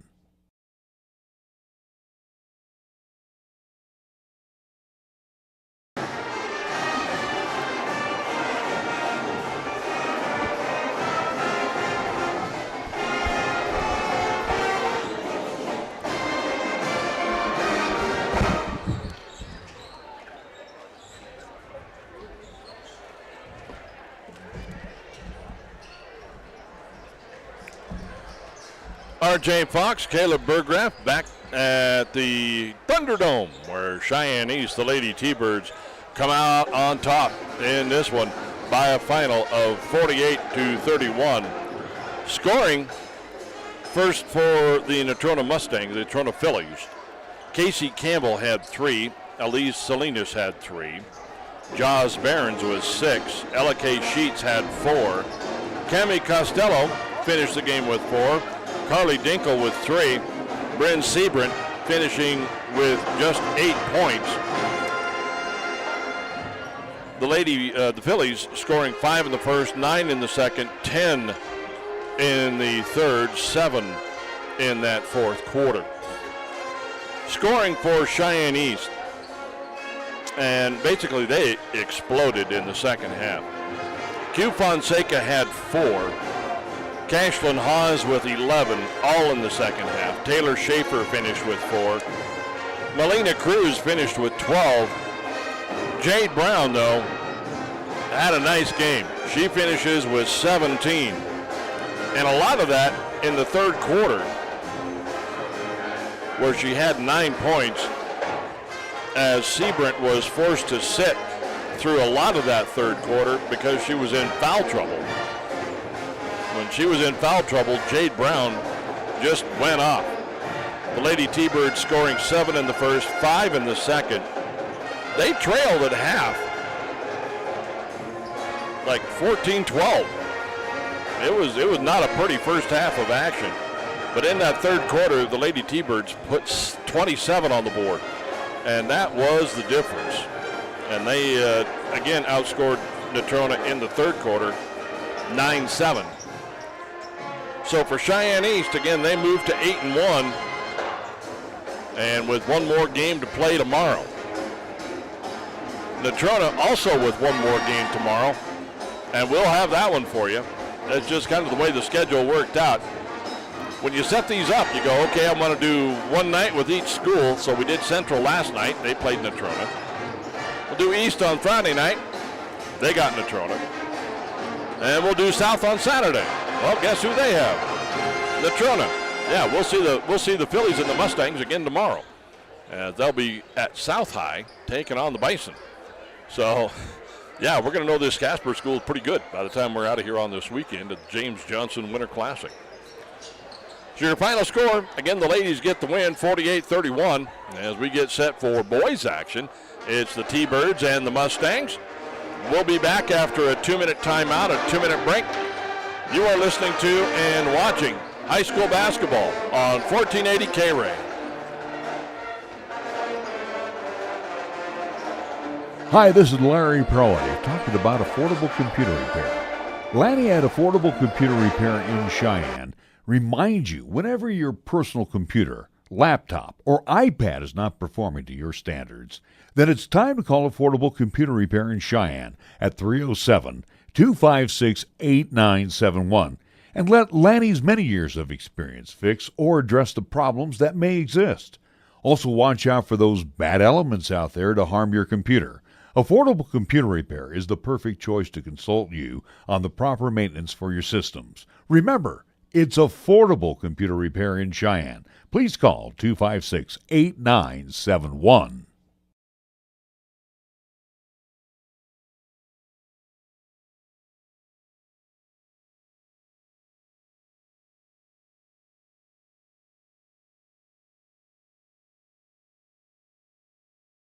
You know, right now is the perfect time to start thinking about the holidays. Hi, this is Larry Prowley for Gift Connections, now on eBay. On your computer, go to ebay.com/str/gift connections without the I in connections and sample all of the exquisite line of Rolf Lidberg figurines and Tom-Tars that are imported from Sweden and sold here in Cheyenne and Laramie County. These are wonderful conversation pieces, or add that special extra touch during the holiday season. And they're also great gift ideas, too. Vince, the Cheyenne veteran, reminds you to order today and save 30% off your next order, and he'll deliver your order the next day. Holiday shopping is so easy when you find Gift Connections now on eBay.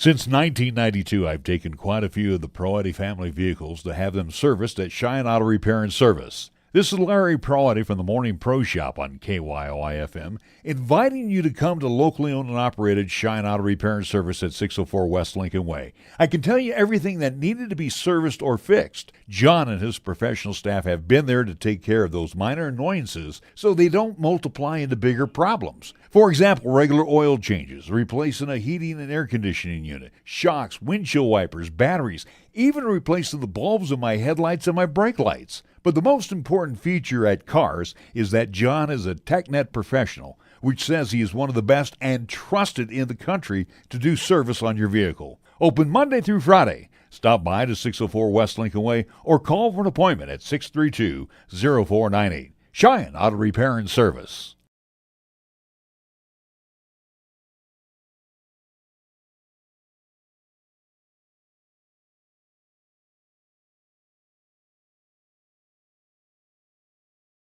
Chick-fil-A at Windmill and Delrange serves up breakfast, lunch, and dinner each month. Natrona County on the guys' side of things. Girls coming away with an impressive victory in the end of things, but took them some time to get things going, and now looking to try and see if we'll see the same from the Cheyenne East boys. Does look like the color guard's out again, so I believe that means we'll have another national anthem. I believe so. Also got a presentation going on right now to Cheyenne East. I believe that is the principal, Sam Merritt. Did you hear what it was about? I did not. Oh, well. I'm just looking out there and I'm seeing. There you go, yeah. Look at what these two teams have done so far on the season. For the Natrona County Mustangs, 1-5 on the season, 48.2 points a game. They do rebound the ball really well, 26 rebounds on average per game. We saw a lot of aggression going inside. They do share the ball well, too. They don't hold on to the ball well, though. That's 17 turnovers a game coming from the Natrona County Mustangs. On the other side of things for the East Thunderbirds, talked about it, 62 points a game. The problem there, they give up 63 points a game. They get 20 rebounds or 29.8 rebounds a game. The problem, they give up 29.1 rebounds a game. They get 9.8 assists, not a bad number. They give up 13 assists per game. So you see the trend kind of developing there. It's not that they're putting up bad numbers. It's just that the opponents that they play against are also putting up against up those same numbers against them, which eliminates you putting up the good numbers. You're playing a lot of 50-50 ball, which means it comes down to the details. It might come down to just free throws. It might come down to, just one play. And, boy, that's a hard way to make a living. It really is. And the other thing is it means your defense is not necessarily something that you've taken a lot of focus on at this point in time. Not saying you don't play defense, but it's just not necessarily where the focus has been. Obviously, it's been more on trying to get the ball into the basket instead of keeping it out. And that's something that is going to be interesting to see how they work on that moving forward. It is going to be interesting to see how it turns out. Cheyenne East, I know, did not have the showing last night that they wanted. And, this is an East team that kind of came in with a lot of expectations.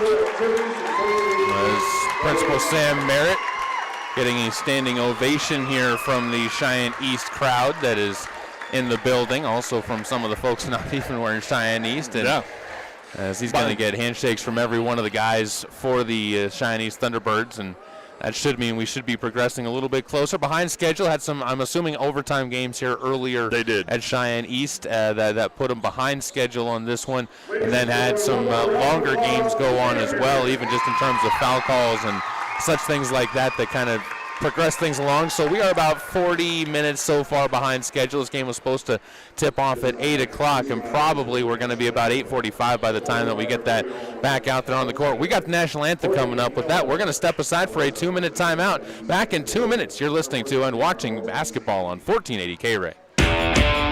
In the last week of July, you'll find the superstars of rodeo at Cheyenne Frontier Days. The world's top cowboys, cowgirls, buck and broncs, and toughest bulls. Grab your hat, pull on your boots, and join in the Cowboys' favorite rodeo. Rodeo tickets on sale now. Cheyenne Frontier Days, the wildest ride in the West.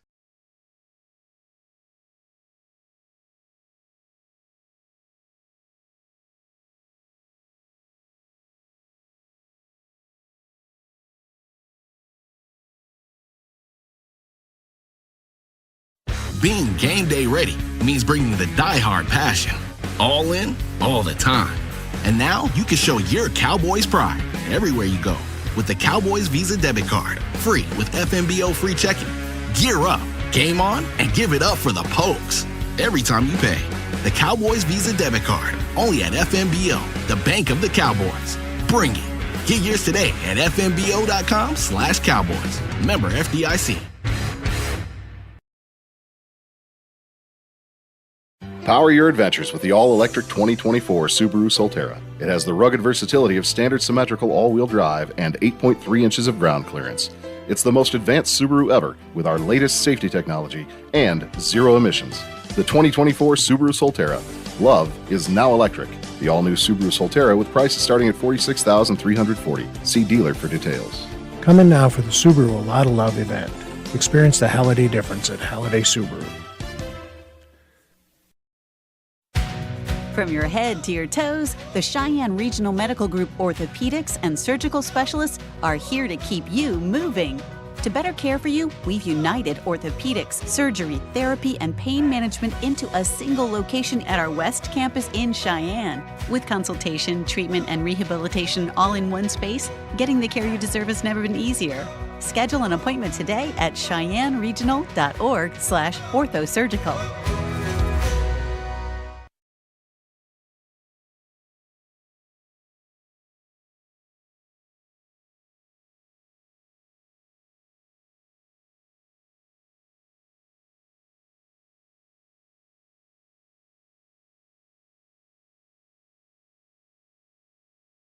High School, Caleb Berggraf alongside RJ Fox, and getting set for starters to be announced here at the home of the T-Birds. Let's start off with the Thunderbirds. They look like this, same as we saw over in Scottsbluff. Cam Nath leads things off wearing the number 1. Camden Hassler wears the number 2. Tanner Styween is going to wear the number 4. Traden Johnson, number 15, and Noah Jackson, the number 31. I guess there is one change in that. Tanner Styween is going to be out there in the starting lineup for Cheyenne Center East instead of, I believe it was River Sawyer that got the start last time. Right. A little bit of adjustment. It's one of those things. This is still what you would consider preseason, right? So if you're going to make really any kind of big changes, or you're getting to that time where it's do it now or kind of work with what you got. On the other side for Natrona County, Carter Cox leads things off wearing the number 3. Josiah Coleman wears the number 4. Number 21 is Taze Turnbull. Number 23 is Gavin Paddock. And number 30 is Tanner Hagar. And I tell you what, Josiah Coleman and Tanner Hagar put on a show last night against Central. They most certainly did. And, and it was one of those games. It started out, it was a very, both teams pretty aggressive right out of the box. But then it got a little chippy. And I don't know, I think maybe, I think Cheyenne Central kind of let that get into them a little bit and kind of took them out of their game plan. I don't know if Cheyenne East has got it in them. I'll tell you what Cheyenne East does have in them. This crowd getting hyped up once again as they go through their traditional building up of music, building up of chants, building up of bouncing on the student sections in both the pep band and over in the student section. And with that, the lights go out. Here comes the light show. We get ready for the starters to be announced for the East Thunderbirds. Couple of notes on the East Thunderbirds coming into this one. They've taken Camden Hassler as their number 1 shooter on this team. He's going to take the most. Key to me in this one, he's going to have to be more conservative on what he takes shots on. He's taken the most threes on the team, but he's only shooting 18% from 3.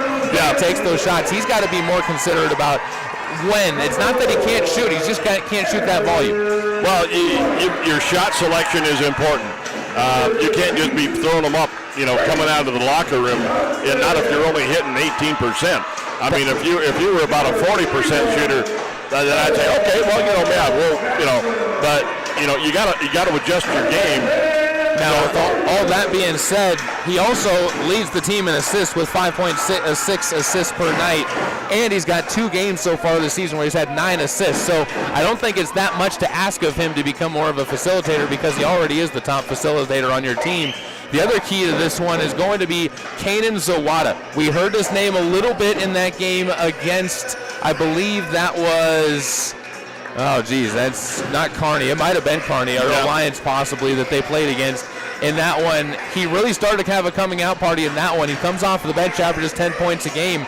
Huge bench scorer for this East team. East in the home whites, Natrona County in the road black and orange. East up with the tip as Nath is going to tip this one to the right side, and it goes out of bounds, and it'll be Natrona County to get the first possession of this contest going underway. On the far side, Gavin Paddock will inbound it, and Hager will start things off as he brings it up against Hassler. Camden trying to play some lockdown defense. Pass is going to be sent into the sideline where the official takes it in the chest. And it'll stay in Natrona County basketball as Nath nearly got a second steal. Yeah.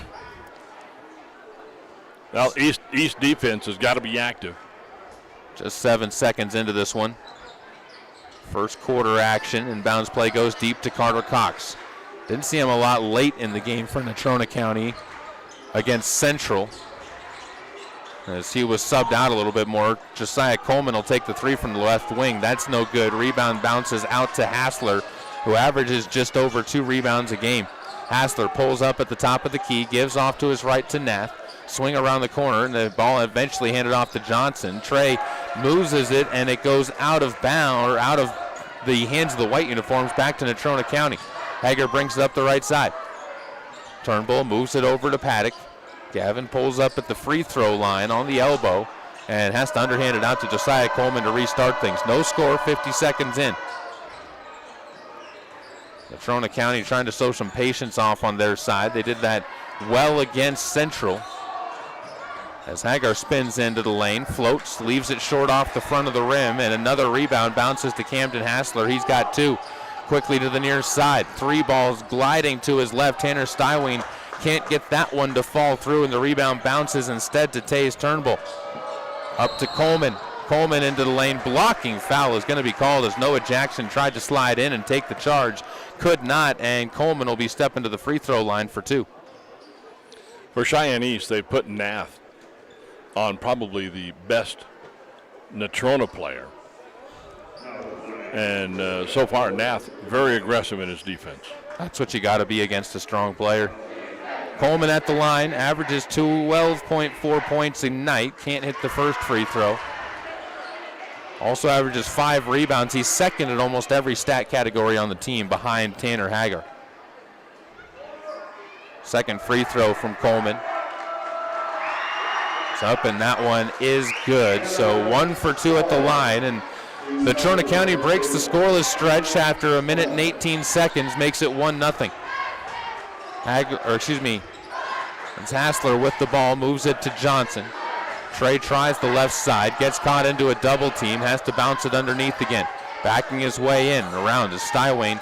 He'll bounce it off to Hassler, whose 2 bounces off of the back of the rim twice before Turnbull comes away with the rebound. It'll be brought up by Paddock.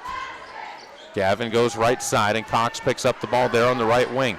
6:09 to go as he penetrates the lane, floats it off the heel of the rim, bounces off of a couple of hands before Noah Jackson eventually secures it, gives it up ahead to Nath. He'll kick outside to Johnson. Trey again sees this one too far off the rim, skips, but Jackson's offensive rebound up, and that's no good. Nath with the board inside. He's stripped of it, and this time coming away with the ball is Trayden Johnson. Plenty of offensive rebounds, but you haven't converted any of them if you are East. Still down 1-0. Getting a lot of opportunities, just not cashing in on any of them. 2.5. East still scoreless in this one. No field goals from either team through the first 2:30. Nath gives up top as East trying to run some offense. Gives to Jackson. Right wing. Turnbull comes out, plays tight defense on him, and eventually forces the ball inside where it's turned over. Cox on the run after the steal. Swings it back up top. Paddock gives it outside to Hager, who skips it to the left corner. Swung back up top. Coleman reverses it to the right side. Hager's 3 ball sits off the back of the rim. Johnson flies in for the rebound. He's got 2 of those now, and he'll bring it up himself. Wants to attack. Hesitate move around Turnbull into the lane, but floats it too strong over the top of the rim where Hagar gets the rebound up ahead to Cox, who's fouled. No, traveled first as he didn't get the ball onto the ground before he ended up taking those steps forward, and the rebound from Hagar goes for 9. That was a fun minute and a half right there. Not much happened. Yeah, a lot of up and down the court, and Ball flying everywhere except for in the hoop. Getting their conditioning in is coming off of the bench. Cooper Rogers will sub on for Natrona County. Sadell Johnson will come onto the court for East. And also onto the court for East, I believe. And yes, that is Kanan Zawada. So we'll see how his offense can impact the game as Sadell Johnson brings it up, gives it to the left side. Nath looks underneath the basket, takes one dribble before floating it to Jackson. Jackson will take it on his right-hand dribble into the lane, fadeaway shot, no good as Turnbull was able to force him out of the paint and then picks up the defensive board. Still just 1 point in the game, matching the number of Cooper Rogers as he brings the ball up the court. Given to Coleman. He'll swing it to Paddock. Loses it for a moment. Turnbull there for the backup, and Natrona County goes back to working the ball around that three-point line.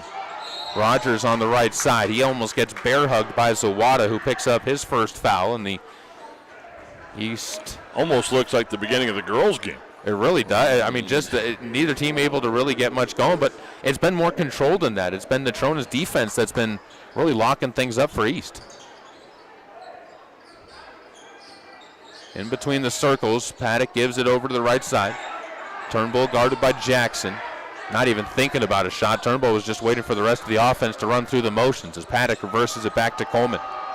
Under 4 to play halfway through the first quarter. Still haven't seen a field goal as Hager gets swarmed by a couple of T-Birds. Tie-up is called, and the possession arrow is in favor of the T-Birds. So they'll get the ball back underneath their own basket as Sadell Johnson will inbound. And again, it's not for lack of shot attempts. You've seen at least 10 shots, 11 shots between the two teams, but nobody converting. No biscuits in the basket. It's bad for a bakery. Hassler inside. Swings a pass to Zawada. Gathers a triple team. Leaves it short off the front of the rim as Coleman rises up. Awkward landing when he pulled down the rebound, but bounces back from it, and he'll give it off to his teammates. Left side. Paddock for 3 from the left corner. That's no good. Long rebound out to Sadell Johnson. And he'll push the pace. Backside pass. Nath takes on the low block. He forces his way in and finally breaks it as Cameron Nath turns around and gets the basket to fall. Nice assist there coming from Sadell Johnson as he gets his first assist of the game. 3:09 to go in the first quarter. As now it's Natrona's turn to try and play from behind. Josiah Coleman, he's off the left side of the rim. No good. Rebound loose underneath the paint for a moment. Picked up by Sadell Johnson. East wants to run it again. They get it to Nath as he'll turn into the lane. Ends up taking some shots over the top of Coleman. Jackson tumbles to the deck. Also tumbling to the deck is Natrona County's, I believe, Paddock. No, that's Hager being picked up. And Hager ends up turning it over as he ends up being called for the travel as he fell down. That body's flying everywhere on that one. 2:48 to go. As student section, they got some good chance over there from Cheyenne East. Left side, 3-ball up from River Sawyer, no good as the tipped out rebound goes to Tanner Hagar for his third of the game. And he'll bring it up the left sideline. Hands off to Coleman, 2:36 to go. Picked up by Sadell Johnson. He'll pass it to the baseline. We're dribbling his way along the wing and floating it up top. Paddock eventually finds Rogers. Over to the right side. Hager gives and go into Paddock, who scoops one up on the right. Gavin Paddock with his first basket as Hager gets his first assist. 3-2. We've got 3 lead changes in the first 3 scores for each team. Make it a 4th lead change. Sadell Johnson with a triple from the left side wing. 5-3. East up by 2 with 2 minutes to go in the first quarter. Josiah Coleman on the right side wing. Looks underneath the basket, now retreats it. At the top of the key, finds the free throw line before giving it back out to Rogers. Cooper to Turnbull, stripped to the ball on the way up. Rebound ends up with Sadell Johnson. He'll have it stripped away from him though, and Josiah Coleman with the steal works his way around the defenders and lays it up and in for his first field goal of the game. 5-all with 1:33 to go. Into the lane and being fouled on the floor is Camden Hassler. He was calling the fact that he thought he was going up. I think he just got bailed out by getting a foul call even. I think so too, yeah. Let's let RJ talk a little bit. I'm doing good, man. I'm sitting here watching the ball game, and it's like a lot of back and forth, and holy smokes. This definitely has had a tempo to it. As back on the court, Trey Johnson will sub out there. Hassler takes a seat onto the bench. And returning also is Tanner Stywing. Johnson inbounds, tipped up and stolen by Natrona though, and a whistle as well as a travel is going to be called against our friend from Natrona County. That's Patton True. Nothing like an unforced turnover. Inbounds goes deep, taken by Sidell Johnson. Stands on the C and CE at the center logo before swinging into the middle of the paint. Somehow guides that one in, took it all himself, and he's got 5 points for Cheyenne East, more than half of their offense. Josiah Coleman brings the ball up to answer back. He's going to lose it off of the kneecap of Sidell Johnson. The turnover from Coleman is his second of the game. So one of the things I've seen so far is Coleman was able to kind of, I don't want to say intimidate, but really get a lot of the Central players out of their game yesterday. Has not been able to do that so far here against East. And Hager hasn't had much to say either. Those two combining for 25 points apiece on the season.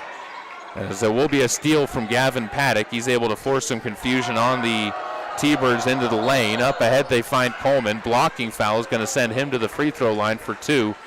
As the whistle goes against, that'll be Camden Hassler picking up his first foul. Yeah, that's where Coleman is dangerous. When he's got the ball out on a wing where he can drive, he can really wreak a lot of havoc. Apologies, that foul was actually on Rivers Sawyer. Third team foul with 49 seconds to go in the first as Coleman notches home the first free throw to make this a 7-6 game.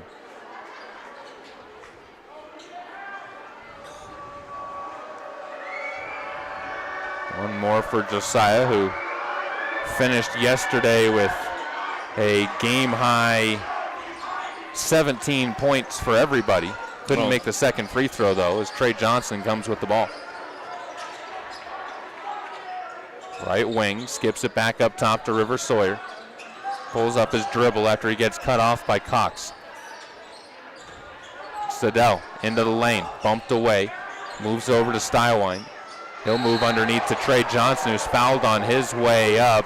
Thinking that was a clean block was Tanner Hagar. Instead, he picks up his first foul. I believe that was his first foul. Might have been his second.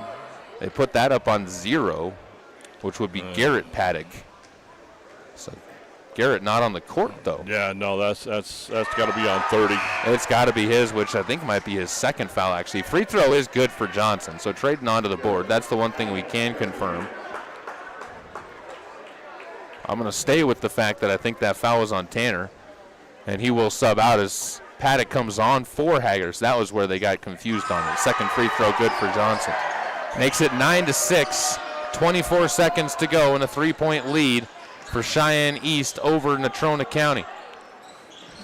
Near side, Josiah Coleman, his pass inside, taken away by Rivers Sawyer. Up ahead, they find Zawada, who is blocked off of the backboard. Officials calling that one, I think, is going to be goaltending. I think so, too. We'll see what the discussion is from them. All three, the only one who wanted to stop it for goaltending was standing about 60 feet away.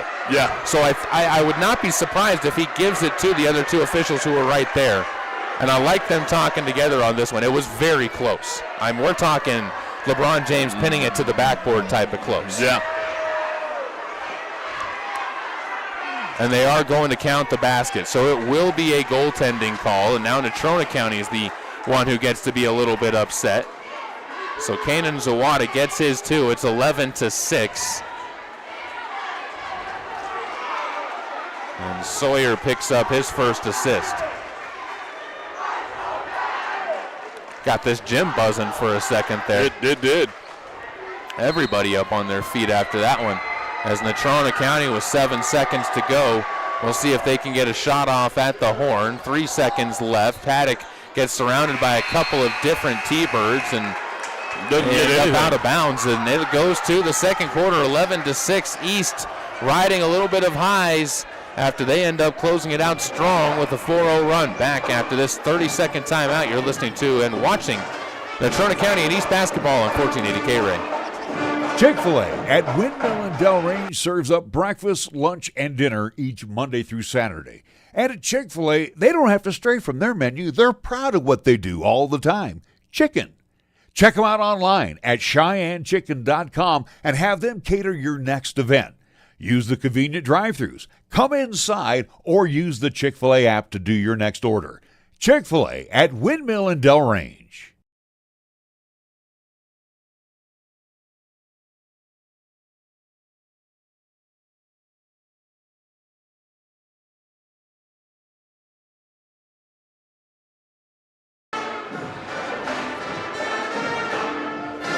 Welcome back out once again to the home of the Cheyenne East Thunderbirds. I'm Caleb Berggraf. Beside me to my left is J.R. Fox, and he got a 11-6 lead in favor of Cheyenne East in this one as they look to try and continue cruising to another victory. It would put them to 5-4 on the year as they lost their game yesterday to Kelly Walsh.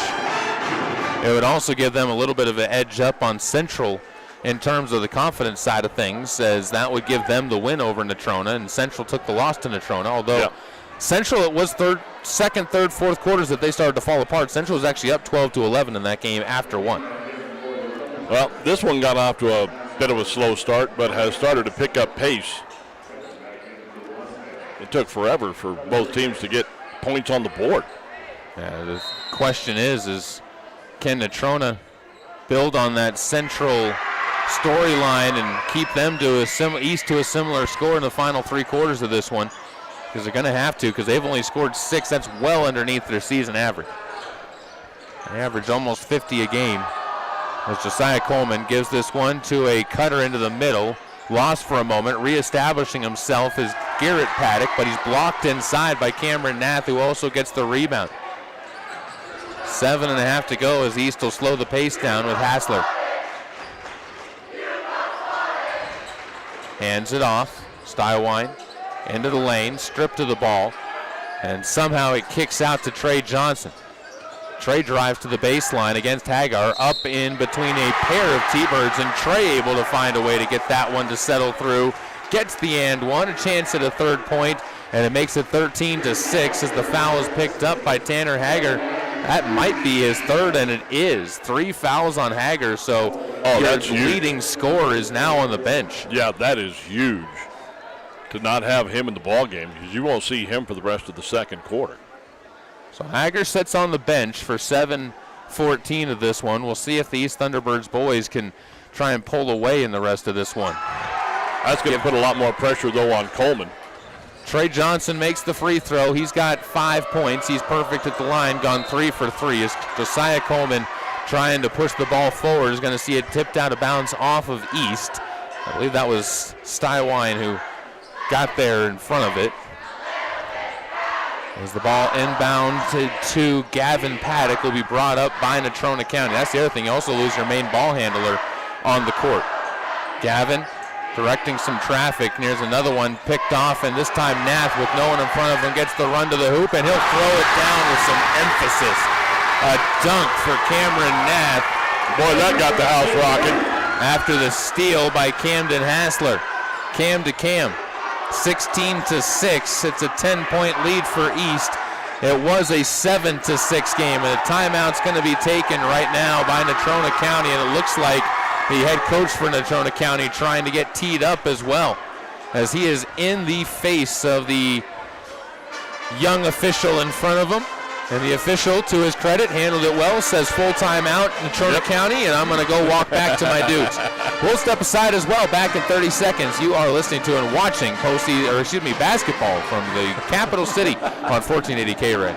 Meridian Trust Federal Credit Union is now offering a simple way to help make your money work for you. Meridian Trust will now pay 4% interest on their Max Rewards free checking accounts with balances up to $25,000 per month. Get all the details at mymeridiantrust.com or stop by your local Meridian Trust branch with 3 locations in Cheyenne. 4349 East Lincoln Way, 1602 East Prairie Avenue, and downtown at 2223 Warren Avenue. Right now is the perfect time to become a Meridian Trust member. Meridian Trust Federal Credit Union, where your deposits are safely insured by the NCUA. Be sure to stop in today. Cheyenne East is starting to find themselves a little bit of a groove out there on the offensive side right now, and it's all come from their defense getting them some fast breaks. Yeah, this is a little more of what we expect from Cheyenne East. There were some expectations. This club got a lot of returning talent from last year,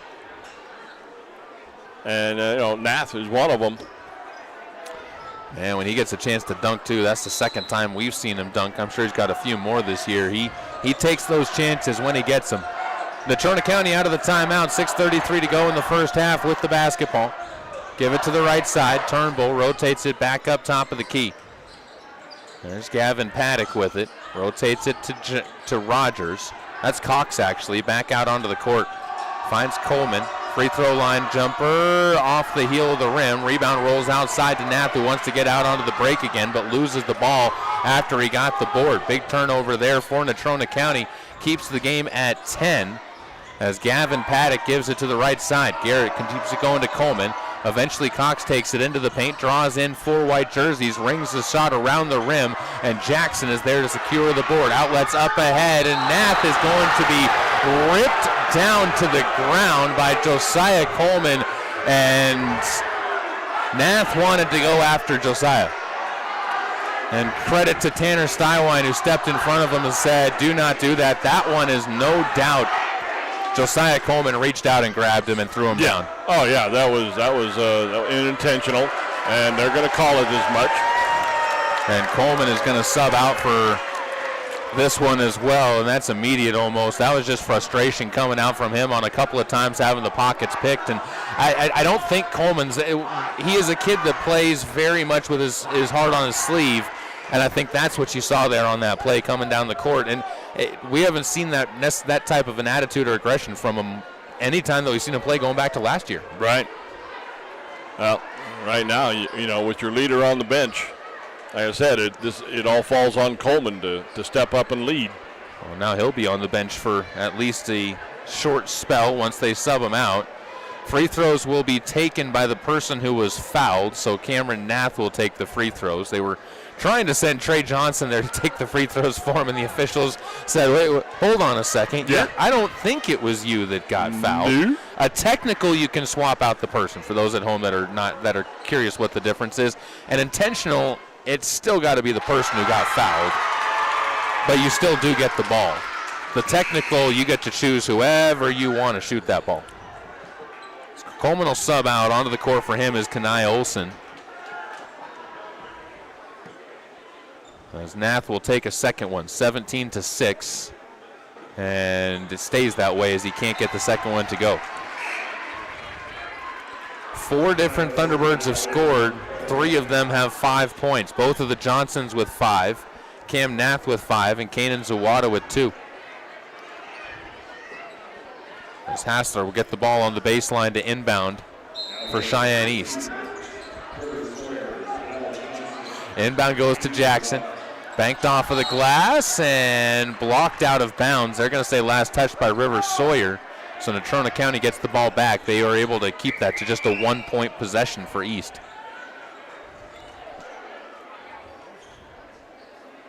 And the inbound will go to Gavin Paddock. Full court pressure being applied by East. 1-2-1-1.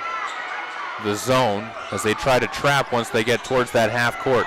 Pass up ahead into nearly no man's land. Cox will take a shot from 16. That air ball is over the top, and Zawada is there for his first rebound. Hands the ball off to Hassler, bringing it up the right side.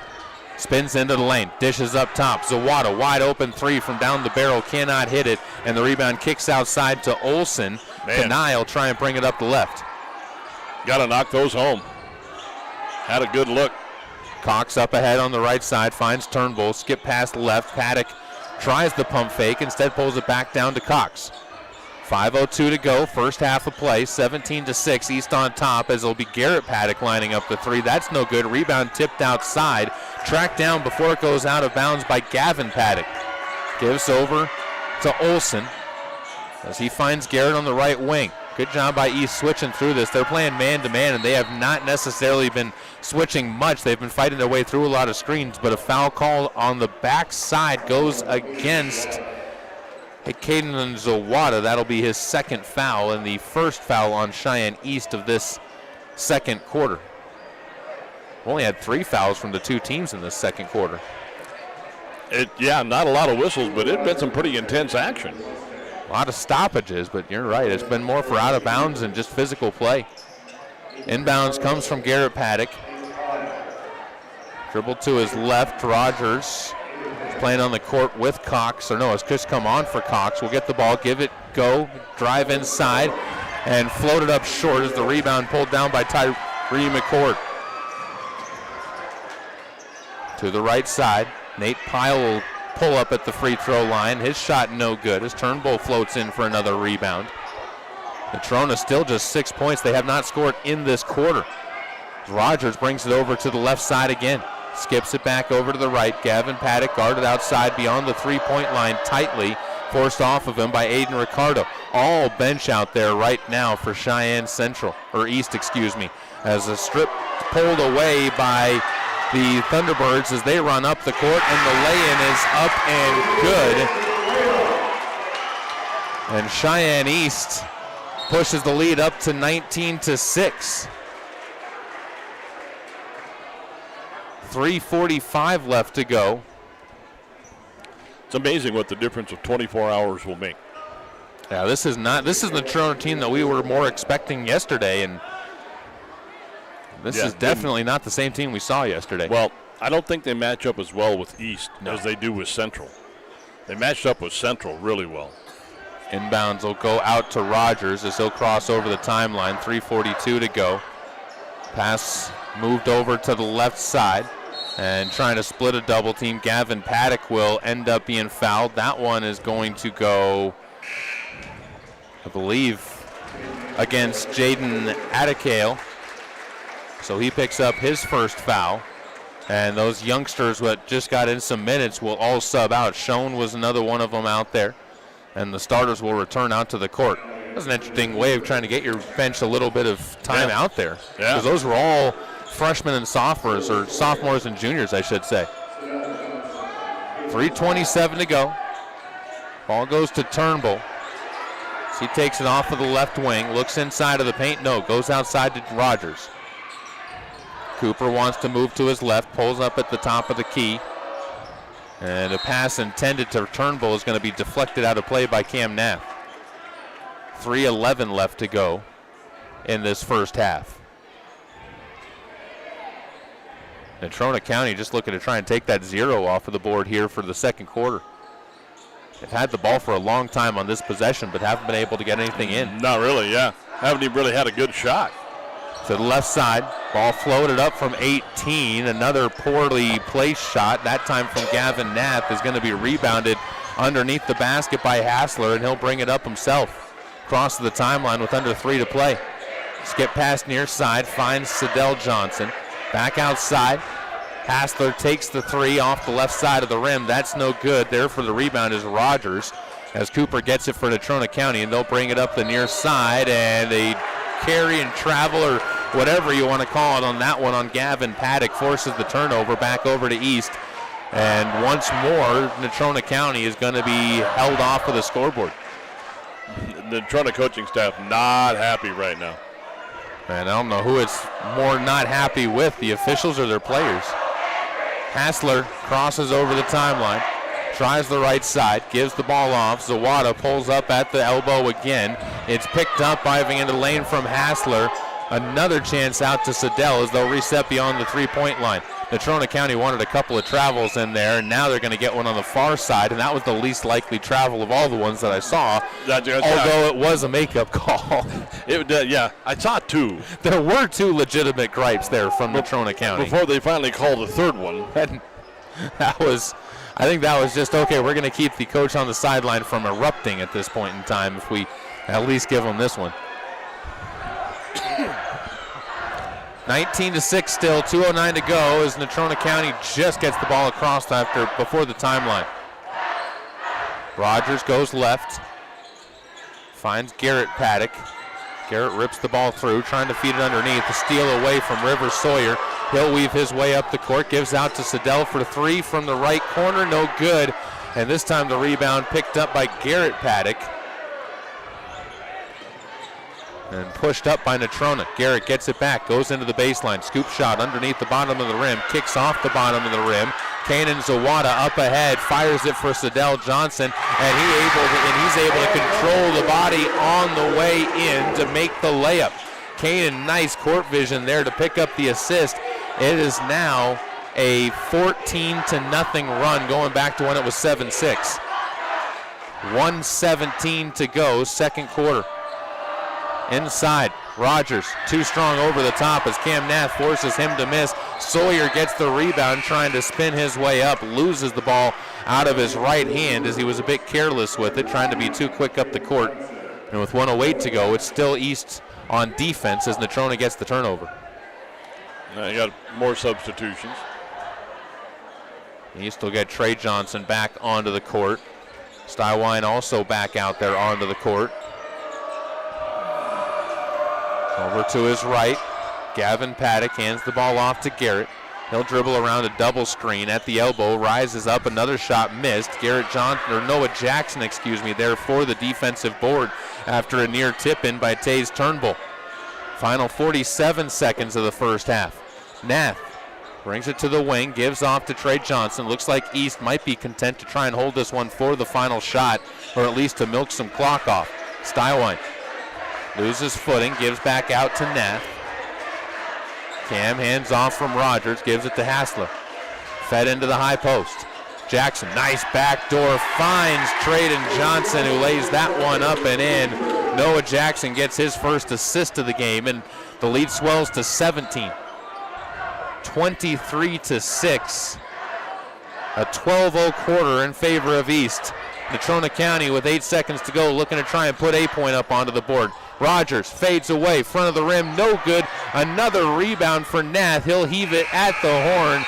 No chance on that one, but Cheyenne East definitely laid a statement. They haven't necessarily the offense, but their defensive game has been on point. They lead it by 17, 23-6 after 2 quarters of play. We'll step aside for 2 minutes. When we come back, we will have your halftime numbers. You're watching and listening to Cheyenne East basketball on 1480 K-Ray. Since 1992, I've taken quite a few of the Proetti family vehicles to have them serviced at Cheyenne Auto Repair and Service. This is Larry Proetti from the Morning Pro Shop on KYOI-FM, inviting you to come to locally owned and operated Cheyenne Auto Repair and Service at 604 West Lincoln Way. I can tell you everything that needed to be serviced or fixed. John and his professional staff have been there to take care of those minor annoyances so they don't multiply into bigger problems. For example, regular oil changes, replacing a heating and air conditioning unit, shocks, windshield wipers, batteries, even replacing the bulbs in my headlights and my brake lights. But the most important feature at Cars is that John is a TechNet professional, which says he is one of the best and trusted in the country to do service on your vehicle. Open Monday through Friday. Stop by to 604 West Lincoln Way or call for an appointment at 632-0498. Cheyenne Auto Repair and Service.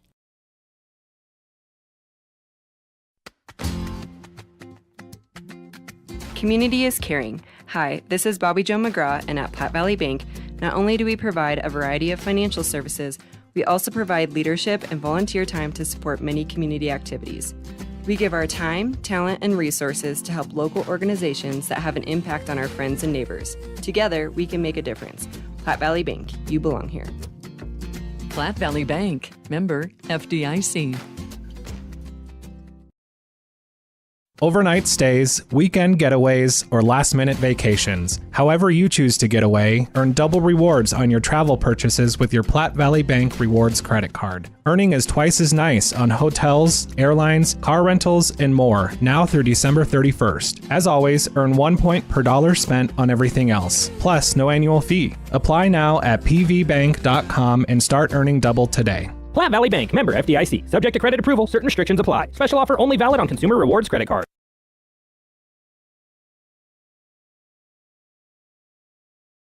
Happy home right now. The girls come away with an impressive win, and then 23-6. The guys also up on top of Natrona County by 17 after a slow start, and RJ just kind of plug away, keep the defense playing like it's been, and that's all what's worked out. And you got 2 key players in foul trouble for the Natrona County Mustangs. Yeah, and that's that has been the huge part of it, because you took Natrona's leading scorer and their chief ball handler.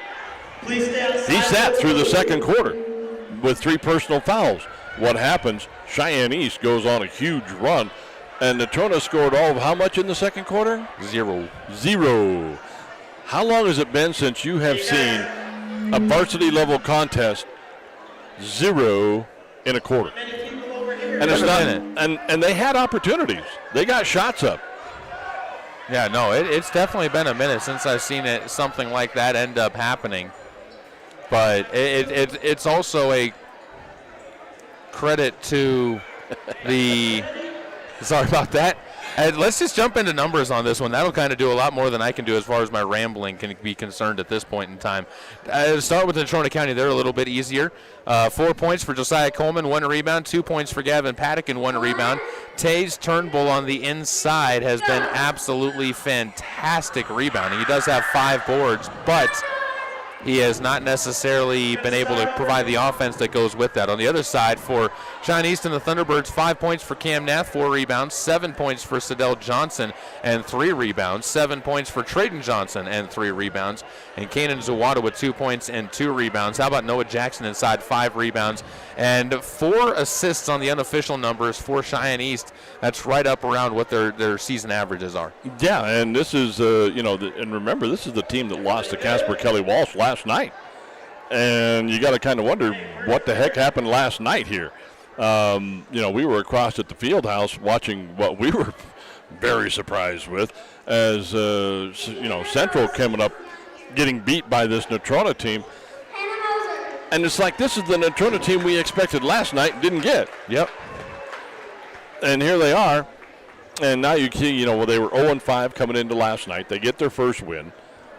But they're not playing, I will say they are not playing with the intensity that they had last night against Cheyenne Central.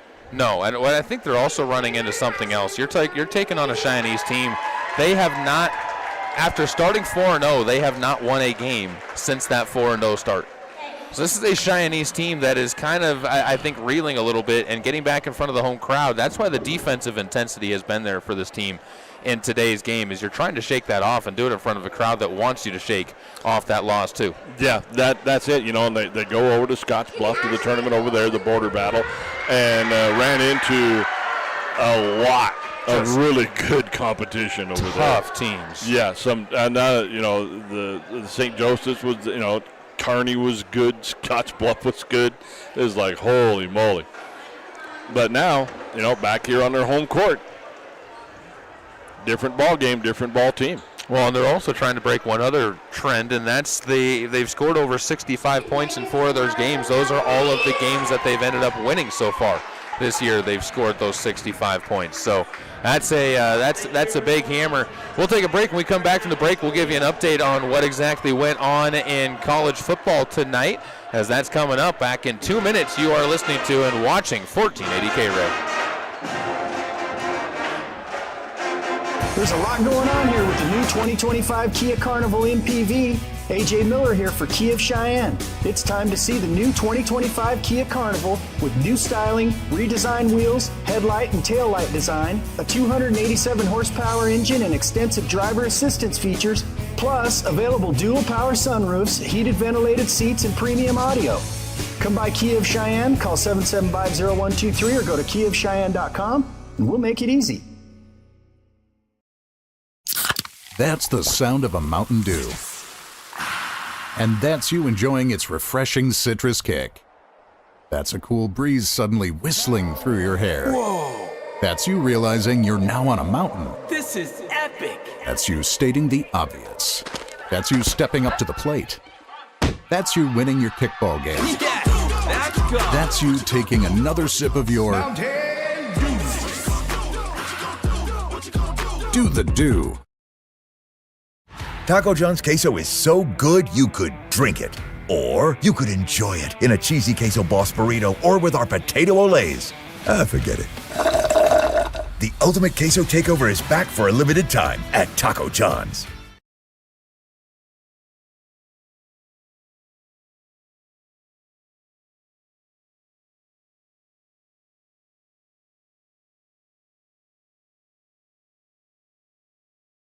In the last week of July, you'll find the superstars of rodeo at Cheyenne Frontier Days. The world's top cowboys, cowgirls, buck and brocks, and toughest bulls. Grab your hat, pull on your boots, and join in the Cowboys' favorite rodeo. Rodeo tickets on sale now. Cheyenne Frontier Days, the wildest ride in the West.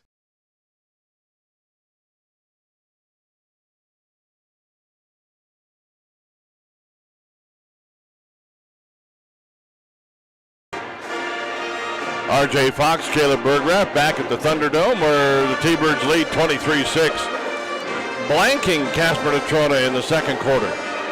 That's like, wow. Yeah, defensively they definitely showed up. Speaking of blanking, somebody blanked somebody else in the fourth quarter over in Texas.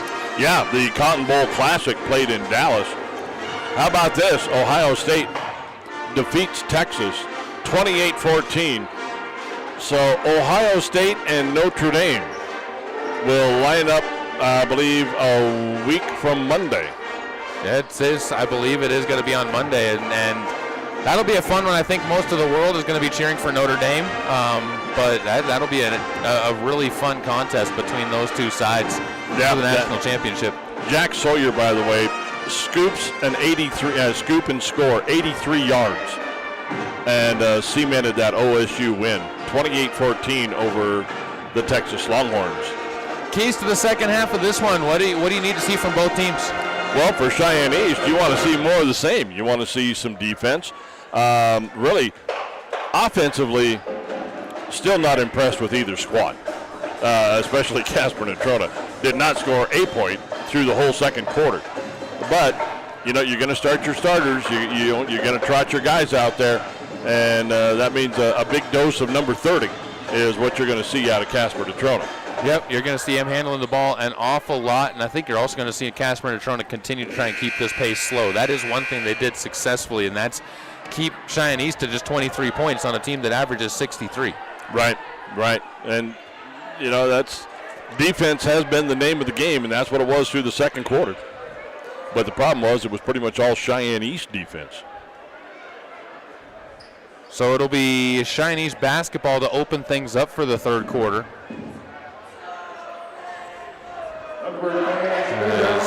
East only scoring 11 and 12 points, and that's something else. The defense for East overshadows the fact that Natrona has actually played really good defense in this game. They have. I mean, they've held East pretty well. Left side, Hassler will get the inbounds play, immediately goes to Jackson. Swing it outside to Nath on the right wing. His three ball airballs its way out of bounds, though, and back over to Natrona County. 8 seconds in, and this time East with the early turnover as Josiah Coleman will come up, get the ball, and bring it across the half-court stripe. Again, you were missing 25 points of your offense per game on the bench during that second quarter. Coleman gives it up top. Gavin Paddock hands it back off to him. Lane opens up a bit. Coleman leaves it off the side of the rim, though, as Noah Jackson gets there for the rebound. Cheyenne East tries to push the pace. Cam Nath inside of the lane, avoids the charge, able to dump it off underneath, where Stywine can't hit, but there's Nath for the offensive board and the putback. He's got 5 rebounds now and 7 points. Natrona almost turns it over to the right side. 25-6, a 19-point lead for East. 3 ball from Hager, that's good. In motion triple, nice pass from Gavin Paddock up top to Tanner. He's got his first points of the game, and a timeout's going to be taken. I believe Natrona County is the one that are going to take this timeout, so we'll take it with them. Back in 30 seconds, you are listening to and watching 1480 K-Ray.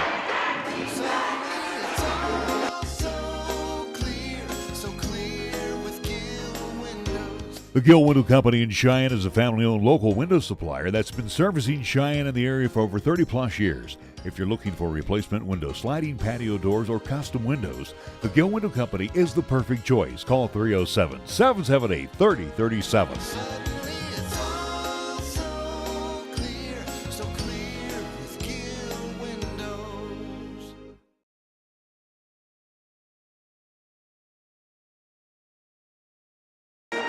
Welcome back out once again to the home of the Cheyenne East Thunderbirds, where they lead at 25-9. Caleb Burgraff alongside of R.J. Fox. And, man, this has been a fun atmosphere from start to finish of this one and continues to be that way.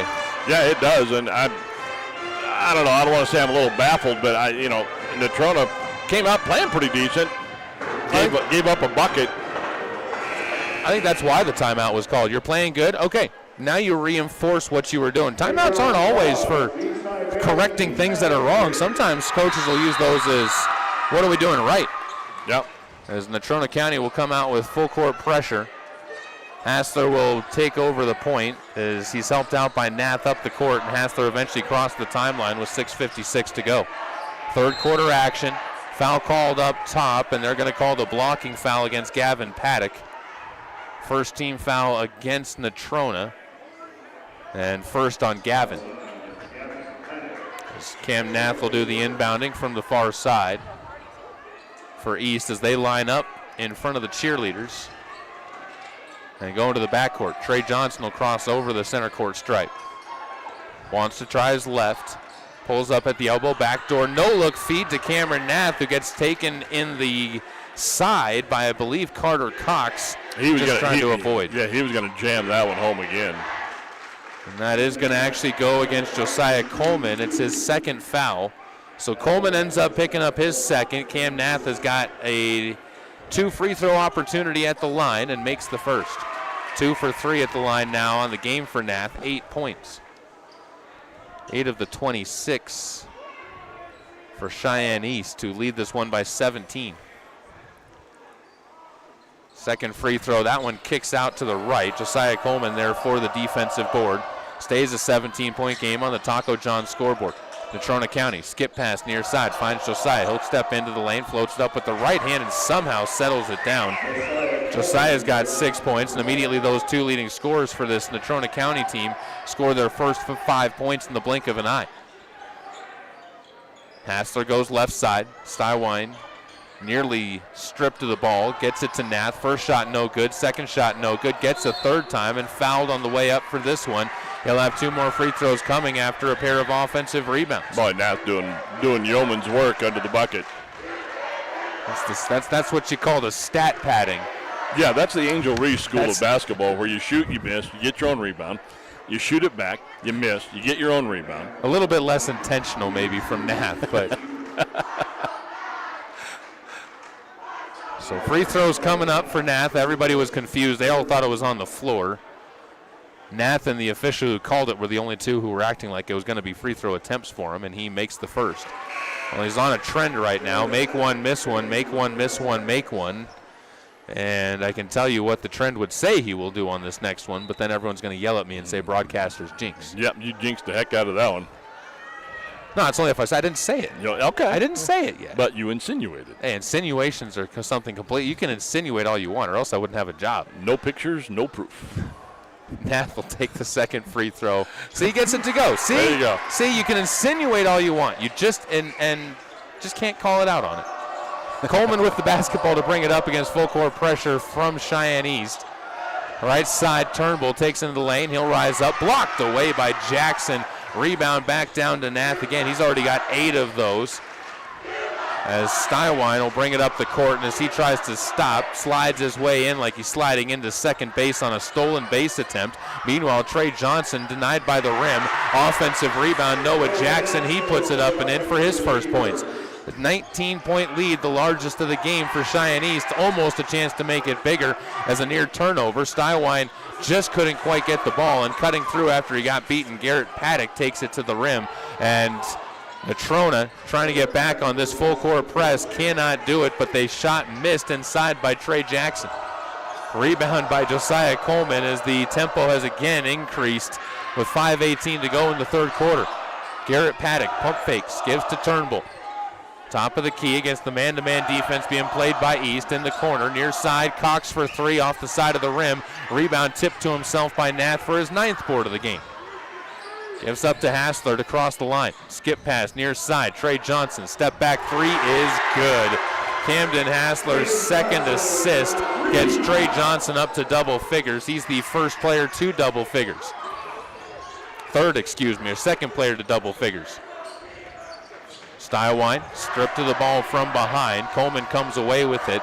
He'll drive this one all the way in himself, takes on Nath, gets it to go for the and one. Nath sheepishly looking on that one, saying, yeah, I was going for the block, and I should have just stayed straight up and down. Yeah, he took a hack at it, there's no doubt.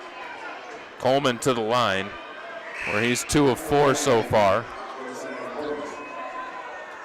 18-point game, 33-15. Another mass sub coming on. Sadell Johnson will sub onto the court. River Sawyer and Kanan Zawada will get out onto the court. Also out there, Owen Schoen is onto the court for the second time in this game. So Sly Johnson going deep into his bench right now, once again for a second time, getting some of those really young kids opportunities in the game. First free throw and the only free throw for Coleman is good. Makes it a 17-point game again. Answers the 3 for a 3. 33-16 halfway through the third quarter. Zawada with the ball. Sees the lane open up. Dumps off instead. Schoen, little jumper. That's good. Owen Schoen gets his first points of this game. Possibly first points of the season as Zawada adds the assist. Pass up ahead. Sadell Johnson nearly steals it, but he was on the end line when he came down. Yeah, if East could get, a couple minutes here out of your reserves, that gives you a good break for your starters and a good run to get into the fourth quarter. Inbound from Natrona. They still can't find anybody. Nearly went 5 seconds, and Zawada's going to steal it away on the inbounds play anyways. Right side leaves it short off of the rim. Rebound, fought for, and picked up eventually by Sadell Johnson. Natrona County will steal it, though, as Tanner Hager able to step in front of Johnson's pass for the steal. They'll drive inside of the lane, and eventually a scoop shot up and in by Gavin Paddock, and a timeout again taken by Natrona County just to catch their breath. And again, a head coach right now that is absolutely irritated beyond belief with the officiating that he's been seeing out there in front of him. Yeah, well, there was a play right down in front of the East bench that was an obvious reacher, Oh, yeah. And there was no whistle. And then they go and score off of it. Yeah, then they go score off of it. So, yeah, the Natrona officiating crew, a little agitated at this point in the ball game. And I think a good timeout by that coach to keep his players from getting agitated on that side of things. Meanwhile, Cheyenne East talking things over, trying to just figure out how they approach this one. And I'm sure a lot of it, you mentioned, it has to go with going to your bench players and getting your reserves out there a little bit more, because this is a great game to try and get them more experience. Yeah, well, it gets them some experience. You're into a game. It's varsity ball, and it has been a fairly fast-paced game. East already out onto the court. Sadell Johnson, as well as River Stoyer, Kanan Zawada, Noah Jackson, and Owen Schoen. 3 minutes and 53 seconds to go. Natrona County doesn't sub many. In fact, Rogers the only one on for Cox. That's the only change, as Kanan Zawada will push the pace to the left elbow. Stripped to the ball on the way up. Sawyer comes away with the ball. He's stripped, gets it back, and an offensive foul called on Sawyer is going to be a turnover as well on the youngster. Yeah, the offensive charge. Has not been a lot of offensive fouls called in this one. 3:43 to go, as Natrona County will send this one over to the right side. Ducking his head down and pushing his pace up is Coleman into the lane, fouled and counted again. Yeah, Coleman, that's where he's most dangerous. A little bit of an open court, give him some space to operate, and he's an excellent ball handler. Just kind of puts his head down and goes into you. So he'll have one more coming up after the foul was called on Sadell Johnson. And we get those starters back onto the court for Cheyenne East. Well, the lead's down to 15. You don't want to get it. You absolutely do not want to let it get down into single digits. Not if you're Cheyenne East. First one from Coleman is no good, so he can't complete the and one, but Jackson stripped to the ball underneath. Natrona County will get it out to run on the offense as Coleman goes into the lane. This time had to decide between dunking or laying it up, and lays it in to make it a 13-point game. 35-22, a 6-0 run coming from Natrona County, and another whistle called is going to be a foul on the far side. picked up on the play by Cooper Rogers. First on Rogers, fourth on the team. So bonus free throws the rest of the way through for Cheyenne East. They're one away from seeing Natrona County into the bonus as well. Hassler to his right. Free throw line. Fires the ball to Jackson. Noah sees the defense in front of him fall down. Help arrives, though, and the ball will be tipped out of bounds off of Natrona. And I think we got a technical foul call. No, a flopping call is going to be called on this one. So a warning on flopping is going to be called against Natrona County. Worst it is a warning. It's not anything major, but it does mean that if you flop again, that's a technical. Too many guys watch the NBA. Well, this has been coming a long time in all levels, to be honest. This ain't just an NBA problem. This is high school kids have been doing that since the day they got on, trying to get calls too. Absolutely. Hassler will inbound the basketball, lobs this one into the middle of the paint. Kick outside, finds Jackson. Noah pump fakes. He'll drive into the lane, spins to his left, and gets away with the travel, but the turnover anyways. The ball is going to be stolen away by Hagar. Up ahead to Coleman. He's going to put that one up. That one's going to be goaltending, and Coleman gets himself the basket. So they will count the basket. 35-24. East will have the ball, and you said it. This game on the verge of getting down to the single digits and becoming a very interesting contest into the next quarter. Yeah, after Natrona just absolutely laid an egg in that second quarter. Sly Johnson in the ear of the official now with the way things have suddenly turned. An 8-0 run coming for Cheyenne East, or for Natrona County over Cheyenne East. 2:48 left. Drive to his right. Hassler pulls up inside of the paint, slides into a travel and turns it over. And East, that's going to be a tough one for that because they have gotten away with several of those sliding travels all game long. Yeah, and now all of a sudden you're going to call them? Now all of a sudden you got to start figuring things out if you're Cheyenne East and figuring out how to avoid those. Coleman turns around, jumper is no good, saved by Hagar, but right into the hands of Stywine. He'll outlet it up ahead to Nath. Camden up to the dunk again with a big old fire down, and then he's going to get teed up for throwing the rim down. Hanging on the rim. It wasn't the pull-up, it was when he pulled the rim down and snapped it. That's what caught him for it. The East crowd doesn't like it, but you knew as soon as he snapped the rim and didn't control himself down. If he hangs and controls himself down, I don't think they get that. Right, but he pulled himself up, and that'll get it. So technical against Nath. It'll also be his second foul. It'll be Hagar to take free throws. The dunk is good, so Nath does get the 2 points. So it should be 37-24. And 2 free throws coming here as Hagar, with the entire state of Wyoming breathing down his neck. Or at least those that are here in the Thunderdome, yeah. Ends up missing the first free throw. Second one for the leading scorer on Natrona County. Missed them both. Couldn't shut down the mechanism there, and he is going to be left 0 for 2 on that one. It will still be Natrona basketball. Far sideline as the inbound will come from Haggard into the hands of Josiah Coleman. 2:20 to go, and we still got another quarter after this one. This ain't even the fourth. Haggard with the pump fake once, pump fake twice, gets the ball into Coleman, gets it again in the right corner. Skip pass, no, fires one inside. Gavin Paddock gives it back out to Haggard. They're trying to get him open to take a three. Can't find any space. Noah Jackson pulls down the rebound, stripped from behind, and I'll tell you what, the Natrona County crowd also is on. I don't know who's on their feet more, the Natrona County crowd or the Cheyenne East crowd right now. These are two heated elements. Hopefully it doesn't turn into combustion. Yeah, and this isn't even conference play yet. Up to the right side, Trey Johnson pulls the ball out. Did these guys get into a fight in the football field or something?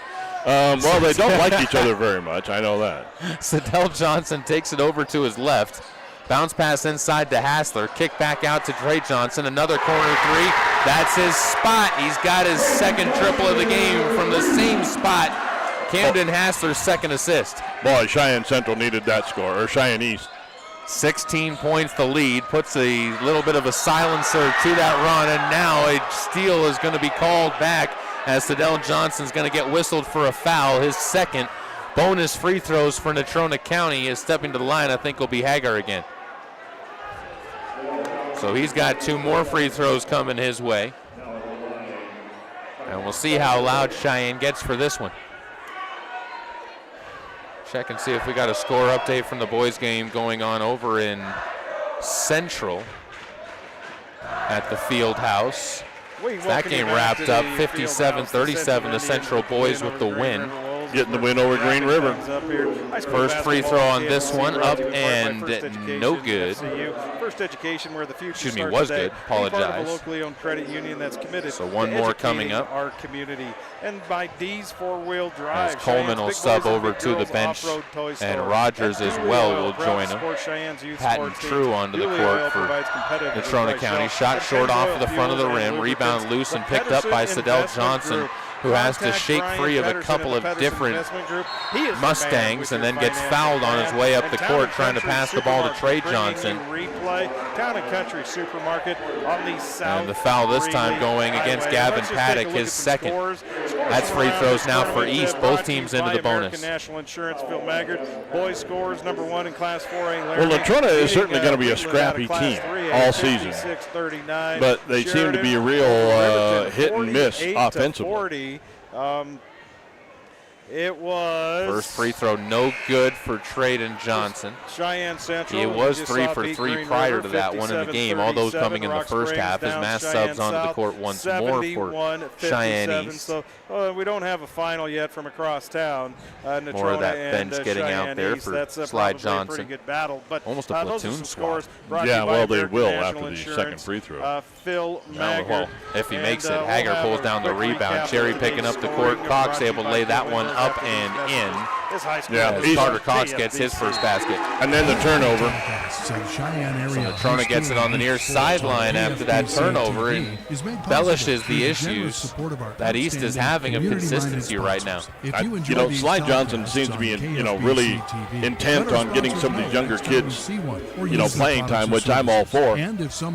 But you know what? Your team needs a win. That's the thing is you've lost 4 straight, and right now you're in control of a game, and all these youngsters don't necessarily give you that same control out there and command on the game. Join us and celebrate. Well, they haven't necessarily played poorly. Good defense played there as Tyree McCord comes away with the ball on the rebound, rolls it up ahead, but there you have it. You didn't control it coming up, and you turn it right over. Yep. Learning moment, but a 13-point game in the third quarter is a tough point to put him out to learn, as Garrett Paddock can't hit the 3, and a foul over the top is going to be called as Patton True picks up his first foul. Keep your furnace running. If he knocks that 3-pointer home, your game's a 10-point game all of a sudden. And then you really start wondering about what is going on. As free throws coming up again over on the far side for Cheyenne East.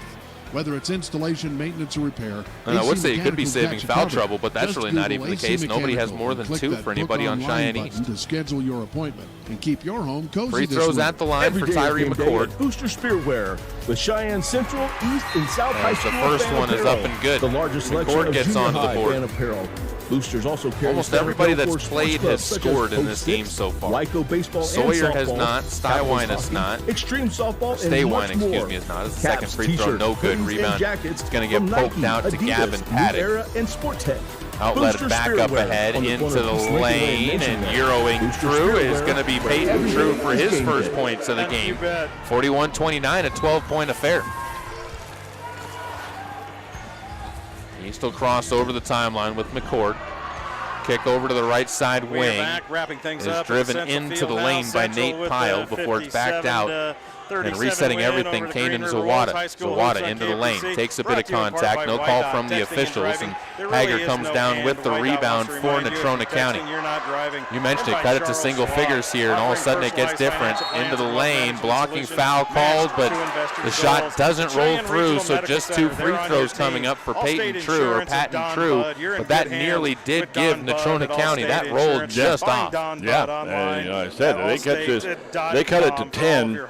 the complexion of the game changes a little bit. They get it into single digits. The complexion changes a lot. 1.3 seconds to go as the first free throw rattles its way down and good. True with 3 points. Brought to you by Gill Windows. Big 3 points Let me as say that these are Sawyer will return to the court to replace McCord. There's a name that's got a lot of weight on it at this school. Brown, also a Tyler Davis 6, including 2 One more coming up. Will Little finishing with 7. As the second free throw is no good. Rebound by Natrona, turned around, and the clock did not start. They got an extra shot on that. They did. They couldn't make either one of them though, and we head to the fourth quarter, an 11-point game, 41-30. Anyone's contest here at the Thunderdome. Back in 30 seconds. You are listening to and watching the Cheyenne East Thunderbirds on 1480 K-Ray. At Fat Boys Tire and Auto, our business is about more than just selling tires and fixing cars. We believe in faith, family, and community. The Fat Boys family has been serving Wyoming and Nebraska for over 50 years, and 3 generations later, our values have never changed. When you need tires or auto repairs, find the Fat Boys, and we'll treat you like family. Fat Boys Tire and Auto in Cheyenne, Laramie, Scottsbluff, and Wheatland. Get price quotes and schedule service at fatboystires.com. Stretching your insurance dollar. Burns Insurance, the Wyoming choice since 1971. Graph alongside of RJ Fox. Tomorrow, more action coming your way. 3 o'clock opening tip. South will be taking on these same Natrona County Phillies and Mustangs, and could be curious to see if the Natrona County boys can come back in this one and go into that game looking to try and sweep all of the Cheyenne schools. They're in the neighborhood of it. They just need to dig a little bit deeper. After being down by 16 at the half, they made some headway. Well, that second quarter, obviously, I mean, you can point right at that and go, oh, look. 12-0. You got boat raced in the second quarter. You didn't put up any points. But if you just count the first, the third, different ballgame. A 19-point lead was the high water mark for East. Let our sponsors know the next currently time at 11. their products or services. Natrona County coming off one of their best quarters as they end up with 24 points in that quarter to cut into the lead. At 6 points at the halftime break. Hager pump fakes, gives and skips it over to Rogers. They'll move it to Coleman. He sees a seam open up and he's fouled on the way in. It'll be on the floor as Trey Johnson's going to get whistled for this one. That'll be his first, I believe, and it is. For Coleman, the dribble drive is probably his best weapon. Yeah, if he can get your body going the wrong direction, then he can find those seams, and he's quick enough to fit through those seams. That's the big thing. Hager will inbound from the baseline, near side. Skip pass outside, finds Gavin Paddock. Up top, John Cooper Rogers for 3 is nothing but net. His first deep shot of the game. It's an 8-point contest, 41-33. And now they've cut it to 8. 7 minutes and 33 seconds to go here at the home of the Thunderbirds as Trey Johnson curls to his left, fakes the handoff, and has it stolen away by Hager. Now you can suddenly cut it to a 2-possession game if you're Natrona County, as Paddock gives it back outside. Rogers will rise from 16. That one hits the front of the rim and bounces off as after getting the rebound. It's Turnbull who's going to end up picking up his first foul as he takes down Noah Jackson after the rebound. That's not an easy task either. Just tried to swat the ball out, and that says a lot when you take out one of the starting linemen for Cheyenne East football team. Our next broadcast, we'll have inbounds goes deep, but no, 5 seconds, so you didn't get it saved, or did they get the timeout to save it? Looks like the timeout did save it for Cheyenne East. That was close. As we are going to step aside after a 30-second break, 7:15 to go in the fourth quarter. You are listening to and watching Cheyenne East based basketball on 1480 K-Ray. Wyoming owned and operated since 1971, Burns Insurance is Wyoming's right choice for your insurance needs. Burns Insurance is a trusted choice, full-service, independent insurance agency offering a full range of commercial, agricultural, and personal insurance products through many national and regional carriers. Let our friendly, experienced agents help you find the right product at the right price for your asset protection. Buy the policy, get the agent at Burns Insurance, your right choice. Find Burns Insurance on Facebook Facebook or at burnsia.com. Was on a camera today as well. And so I want to especially thank McKenna Cameron. So he saved themselves an inbounds play. They'll try again. It'll be Hassler on the baseline to inbound. Gets it to Rivers Sawyer. Back over to Hassler, and they'll break the full court pressure. Coleman does a good job getting back in front of them to force the East to get out of their offensive rhythm. Sawyer breaks free, though, and is able to play that one up and in. Rivers' first points of the game. That's a little bit awkward. He averages 6 a game normally. Into the lane. Nice scoop shot by Tanner Hager to answer back as he takes it to the left side. Stays an 8-point game, 43-35. And from a game-high lead of 19, Cheyenne East has suddenly seen Natrona County come roaring back, and the Mustangs get a huge block from Hagar against the back wall. Yeah, Cheyenne East, lot of high school somewhere along here, you got to basketball kind of for us question here some of the wisdom of this basketball season. Once the again, mass final substitutions score, from Cheyenne East. 57, Green River 37. It's like, you want to get your kids playing 50, time, but Green River your 32. team needs a win. You got to get some confidence back in these guys. Sawyer will take this to the left side as the inbounds play for East after the block shot results in Hassler getting it up top. Kicks to Sawyer in the corner. That 3-ball no good. Trey Johnson with the offensive board turns into some contact, gets the foul call, and he'll step to the line for 2. Trey went 0 for 2 on his last trip, but in the game so far is 3 for 5. Oh, that's a big foul there. Hager picks up his 4th, second team foul against Natrona County with 6:30 to go. Looks like they might sub Hager out as they've got Garrett Paddock getting set to sub back onto the court. At least get him out for a couple of minutes. You've done a lot of good work getting back in. Plus, it gets him a breather on the bench as Trey Johnson makes it a 9-point game again, making his first. Johnson up to 14 points. He leads all scores for Cheyenne East. Just behind him, Cam Nath with 12.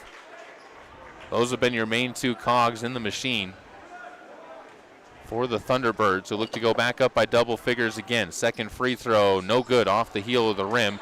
Rebound bounces right to Gavin Paddock. All faked inside. And eventually they find Turnbull with the ball. It turns into Noah Jackson. Kick outside. Extra pass finds Coleman. Shimmies his way to the baseline. Scoop shot no good. Rolls off of the rim. Rebound saved by Nath from going out of bounds. Then saves it again as he almost falls out of bounds off of Coleman. And it rolls out of play on the far sideline back to East. That was heads up by Nath. It was. He knew he was not going to stay in and took it right off the shins of Coleman. Sawyer will inbound. Nath gives back to him. And Hassler will bring this one forward.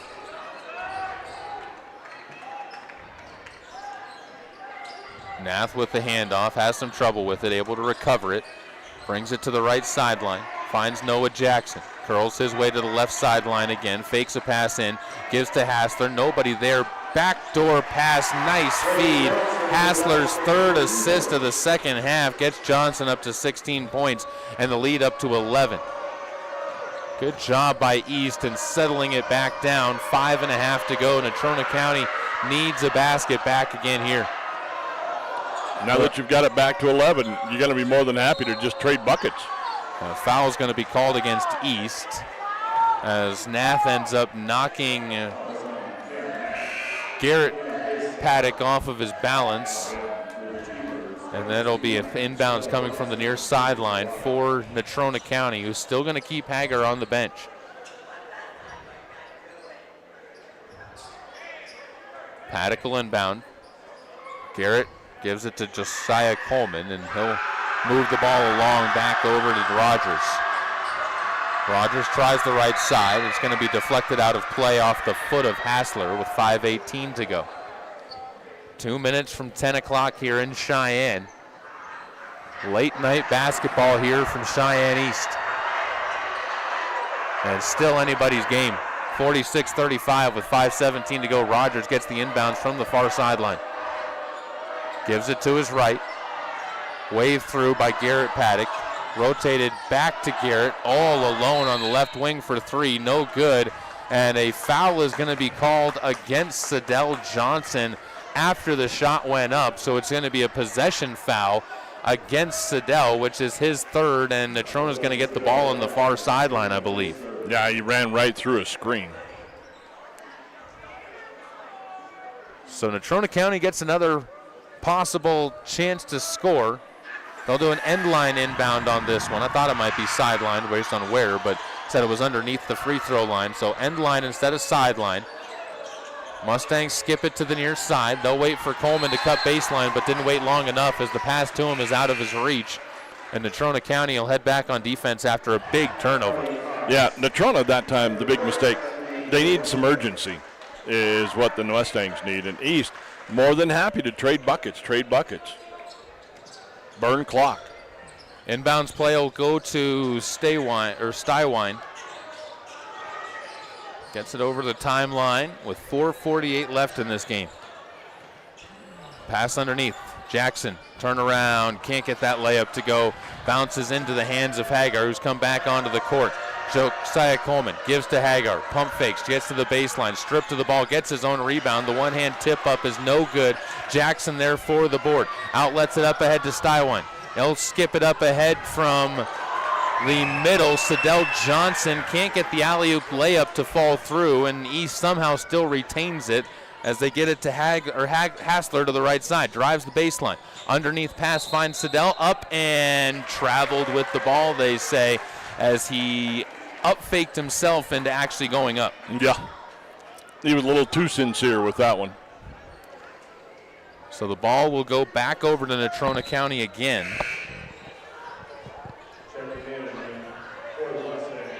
As Natrona County will sub back on with Kanai Olson. Garrett Paddock heads over to the bench, so does Rogers.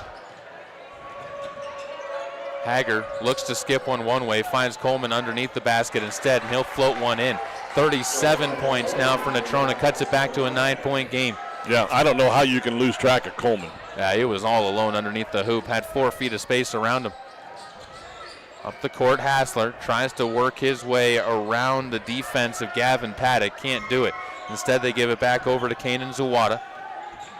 He'll drive baseline, wings a pass to the left corner where Noah Jackson was waiting for the three. He hits it, but it was after the official's whistle blew, and it'll be a foul picked up on the play by Carter Cox.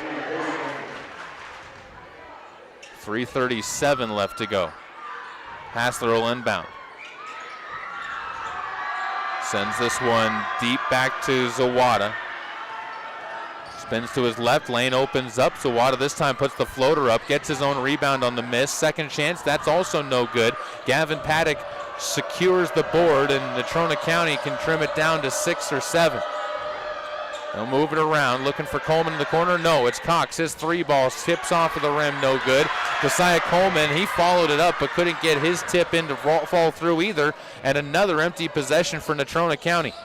3:07 left to go. Ball tipped into the backcourt by Hagar. Hassler gets it back, and you got a timeout saving the 5-second call called by Cheyenne East, giving us another timeout as well.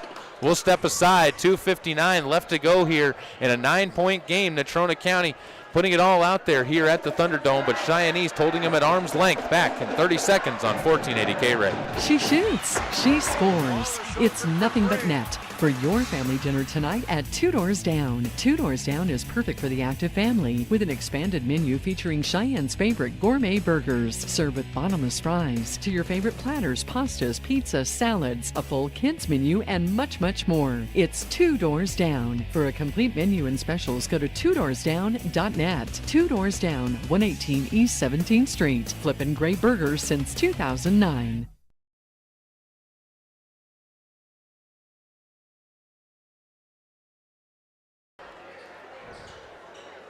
East basketball coming out of the timeout, 46-37. 9-point game with 3 minutes to go. Inside on the inbounds play, Zawada gets it, runs straight to the hoop, and cannot make the layup as it scoots over the top of the rim. Stywine with the rebound, and he's fouled on the floor, so East will instead go to inbounding from underneath their own basket. I'm really surprised neither team, though, in the bonus. Next foul would have Cheyenne East shooting free throws. As the ball moved over to the baseline, Noah Jackson squares up, looks to post up, gets fouled again, as Turnbull's going to pick up the foul this time, and Noah Jackson will step to the free throw line. Turnbull picks up his third. And again, the Natrona head coach has to take a long walk away from the officials, as far away from as he can get and still be in the building. Yeah, he's way down by the water. And he has not necessarily agreed with anything they've said. Free throw from Jackson up and good. 47-37. Noah Jackson's only got 3 points in the game, but they've come in the second half when they've really needed them to keep a charging Natrona team from running him over in a stampede. Second free throw also good. Back to an 11-point lead, 48-37, 2:47 left to go. Rogers brings the ball forward, moves it into the right corner.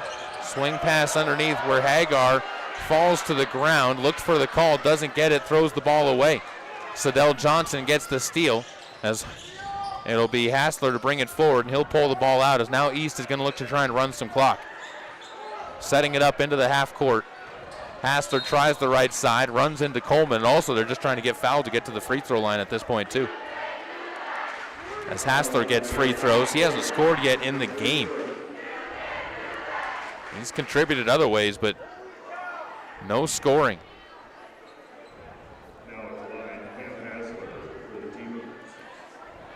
East has not taken advantage of their free throws in the second half, though. They've only made half of them. They do make this one. First half, that was a different story. They ended up going 4 for 5 from the free throw line in the first half.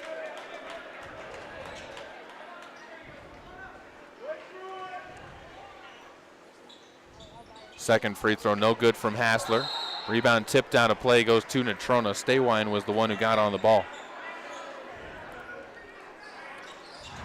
2:18 left to go, 12 points the lead for East, starting to become a little bit more clear as they try to focus up their camera. Natrona County looking to try and put a few more bullets into their chamber, though, to keep themselves alive. They end up throwing this one nearly away as it deflects out of bounds, last touched by East. Had an open bucket and passed it up. I don't know why he did that either. Inbounds play goes to Rogers. He gets tripped up by Zawada.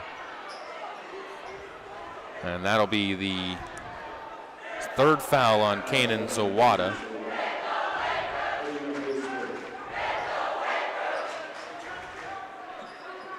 Inbounds will come from the near sideline. No shooting yet. Next one would have Natrona at the line as well. They inbound it to the backcourt. Rogers takes it to his right, crosses back to his left, loses Zawada. Hager loses both of his defenders, puts up the three, no good. Josiah Coleman inside, gets the offensive board for the lay-in. And a quick foul on the inbounds, I believe. Or is that a timeout taken by Natrona County? They got the timeout. So we'll take us another step aside. Minute 55 to go in this one, 10-point game. You are listening to Cheyenne East Thunderbirds basketball at 1480 K-Ray. No reason to slow down now. The new 2025 Kia K5 is here at Kia of Cheyenne. I'm AJ Miller, and the new 2025 Kia K5 now has a larger, more powerful standard engine, or add a turbocharged engine with 290 horsepower. Get standard remote start and climate control, or go for all-wheel drive, heated seats, and steering wheel to be ready for any season. Kia of Cheyenne gives you more value for the money. Call 775-0123 or go to KiaofCheyenne.com and we'll make it easy.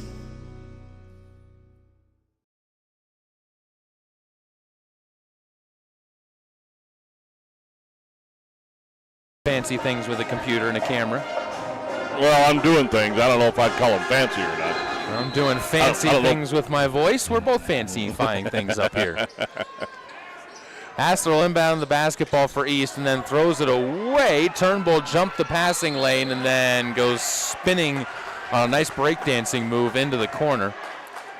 Minute 47 to go, but he couldn't get the ball back for Natrona County, so the judges gave him the same score that they gave the Arizona breakdancer at the Australian breakdancer at the Olympics. 0. We've got another timeout taken. We'll step aside for it as well. Back in another 30 seconds. You are listening to and watching the Cheyenne East Thunderbirds on 1480 K-Ray. That's the sound of a Mountain Dew. And that's you enjoying its refreshing citrus kick. That's a cool breeze suddenly whistling through your hair. Whoa! That's you realizing you're now on a mountain. This is epic! That's you stating the obvious. That's you stepping up to the plate. That's you winning your kickball game. That's you taking another sip of your Do the Do.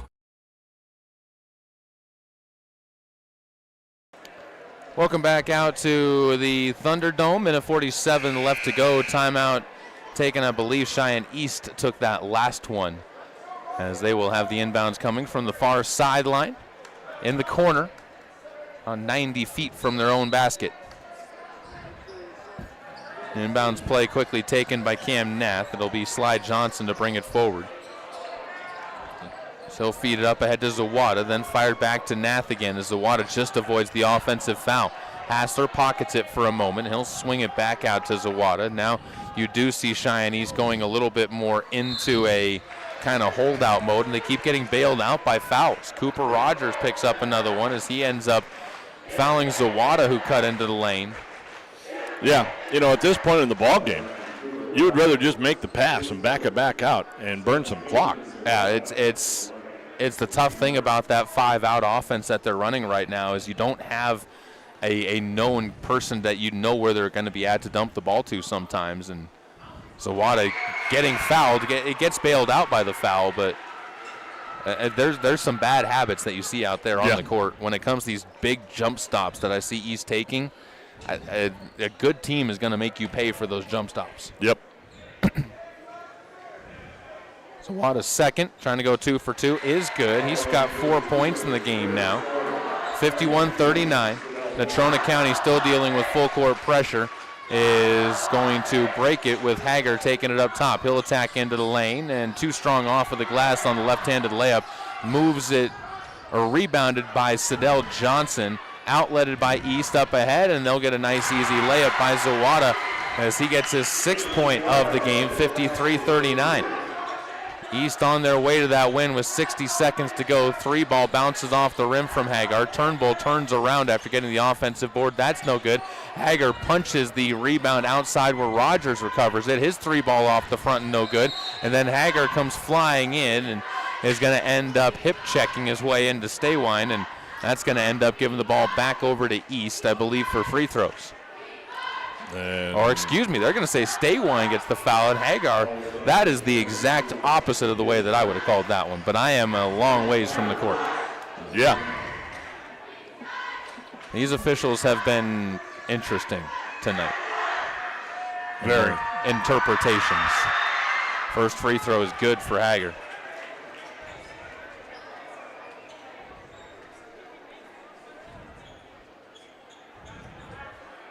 Pause so Zawada can get up into the painted area. 53-40, 49 seconds to go. The second free throw also good for Hagar. Got 8 points all in the second half, after he was on the bench for much of the first half in foul trouble. Hassler takes it over to the left side, now getting into some dribble things out, and he's going to end up shooting 2 free throws of his own as he gets fouled in a trap. I'm going to say somebody needs to do a Curly Neal impression here and dribble out the last 30 seconds of this one. Cooper Rogers picks up this foul. You would not find a disagreement from this side of the bench. Yeah. Free throw up and good for Hassler. All you're doing is stat padding at this point in time for these two teams. And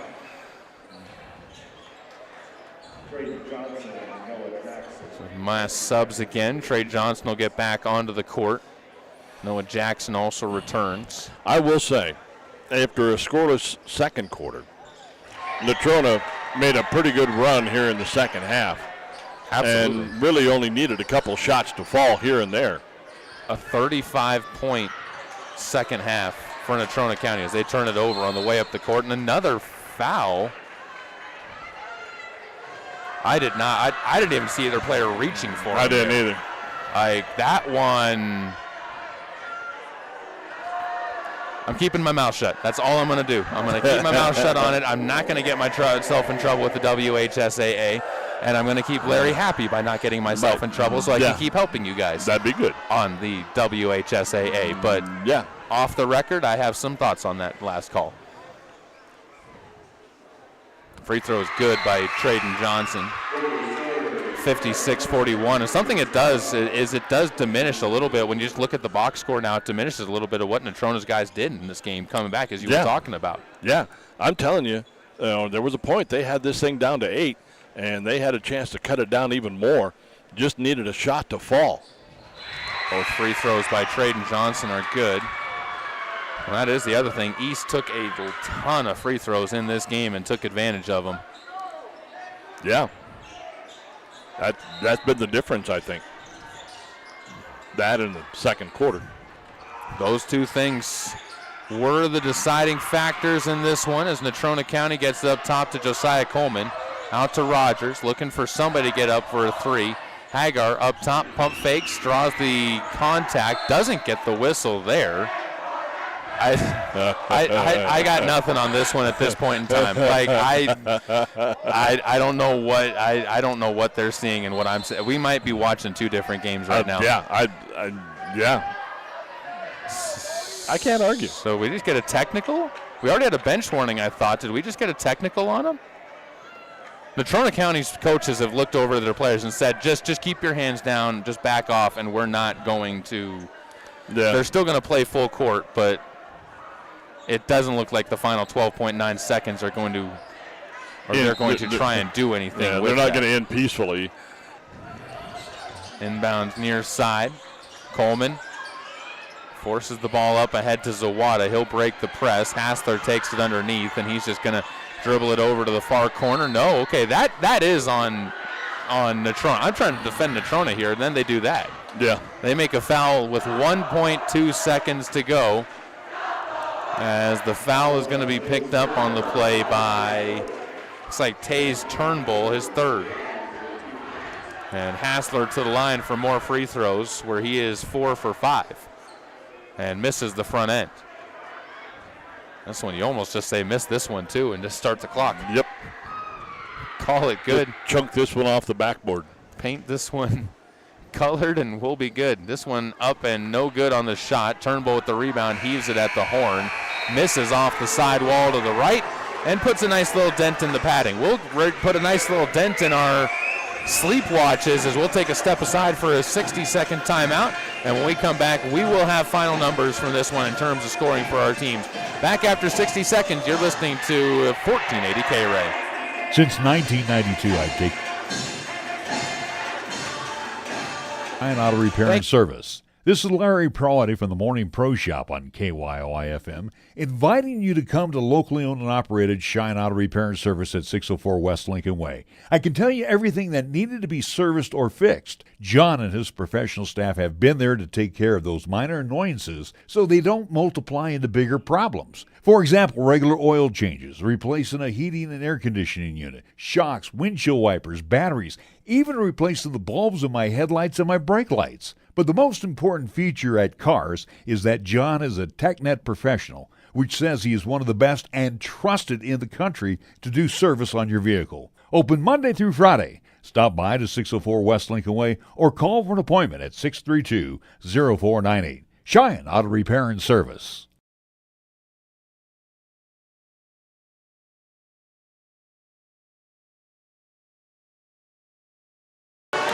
Welcome you back out one final time as we take it here at Cheyenne East. We'll make this one really quick for Matt and RJ's sake. And RJ, just overall thoughts on the game? Well, overall, what you saw was East defense in the second quarter hold Natrona scoreless. Magnificent second quarter. You outscore them 12-zip. You get out, you get the big lead. They come out into the second half, and what the heck? All of a sudden, Natrona decides, well, hey, we're going to start playing now. And they do get that lead cut down to a single digit after East was up by a total, I think, what the highest lead was, 19 at one point. And they got it down into single digits. And I'm telling you, all it took was maybe just one or two shots from Natrona, and this would have been a whole different ball game.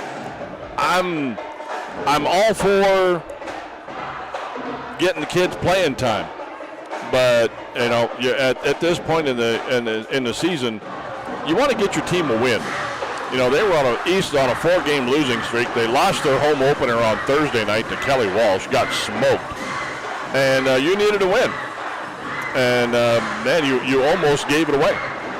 I can't argue with anything that you said, and something else I'll piggyback on this one. If you're East, is you can't rely on officials winning games for you. And you went 18 of 27 at the free throw line. You made more free throws than Natrona took in this game, and that's good. You took advantage of what you needed to take advantage of out there. Absolutely. But you cannot rely on that, because guess what? The deficit of this one was only 16 points. Right. So if you take off 10 of those free throws, and you're the normal 15 to 20 free throws a game type of clip, and you take off 10 of these, all of a sudden you're talking about a 6-point game that you mentioned it could go either way at that point. At that point, you're in a seesaw ball game.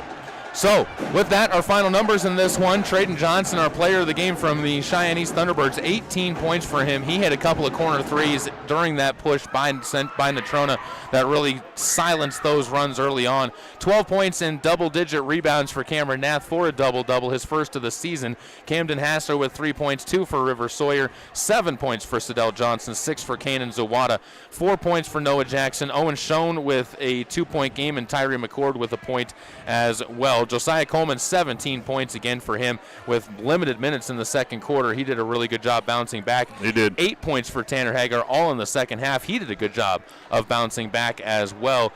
2 points for both Garrett Paddock and Carter Cox, 3 points for Patton True and Cooper Rogers, and 4 points for Gavin Paddock to round things out for Natrona County. East moves to 5-4. Natrona County moves to 1-6 on the season. All right. Tomorrow afternoon, join us from Cheyenne South High School as we'll bring you these same Natrona Mustangs and Phillies as they'll be taking on the Herd. Going to be taking on the Fighting Bison. That coming to you from Cheyenne South High School. We have got a great list of sponsors, and I'm going to plug this one right now because I went to Two Doors Down this afternoon for lunch. And let me tell you, the special they got right now, the Mushroom and Swiss, is a pretty tasty burger. So there you go. Well, if you like mushrooms, go in and do that. I'll probably avoid that one, but I'm not avoiding Two Doors Down by any means on that. Go down and have the bocce balls. Rest of our sports sponsors include Affordable Computer Repair, MHP LLP, Chick-fil-A, Meridian Trust Federal Credit Union, Cheyenne Auto Repair and Service, Page Lane at Number One Properties, Two Doors Down, Platte Valley Bank, The Gill Window Company, Fat Boys Tire and Auto, Burns Insurance Agency, First Tier Bank, the Wyoming Department of Transportation, Key of Cheyenne and Pepsi of Cheyenne, Cheyenne Frontier Days, Cheyenne Regional Medical Center, Halliday Subaru in Motor City, and FNBO. And finally, our final scoreboard is Taco John's, bringing you a couple of victories for Cheyenne East. Yep, we'll take them. That wraps up our coverage for tonight from the Thunderdome. Join, of course, Caleb and I tomorrow afternoon from Cheyenne South High School. Thanks to Doug back at the studio for keeping us on. For Caleb Berggraf, I'm R.J. Fox. We're now back to regular programming on 1480 K-Ray.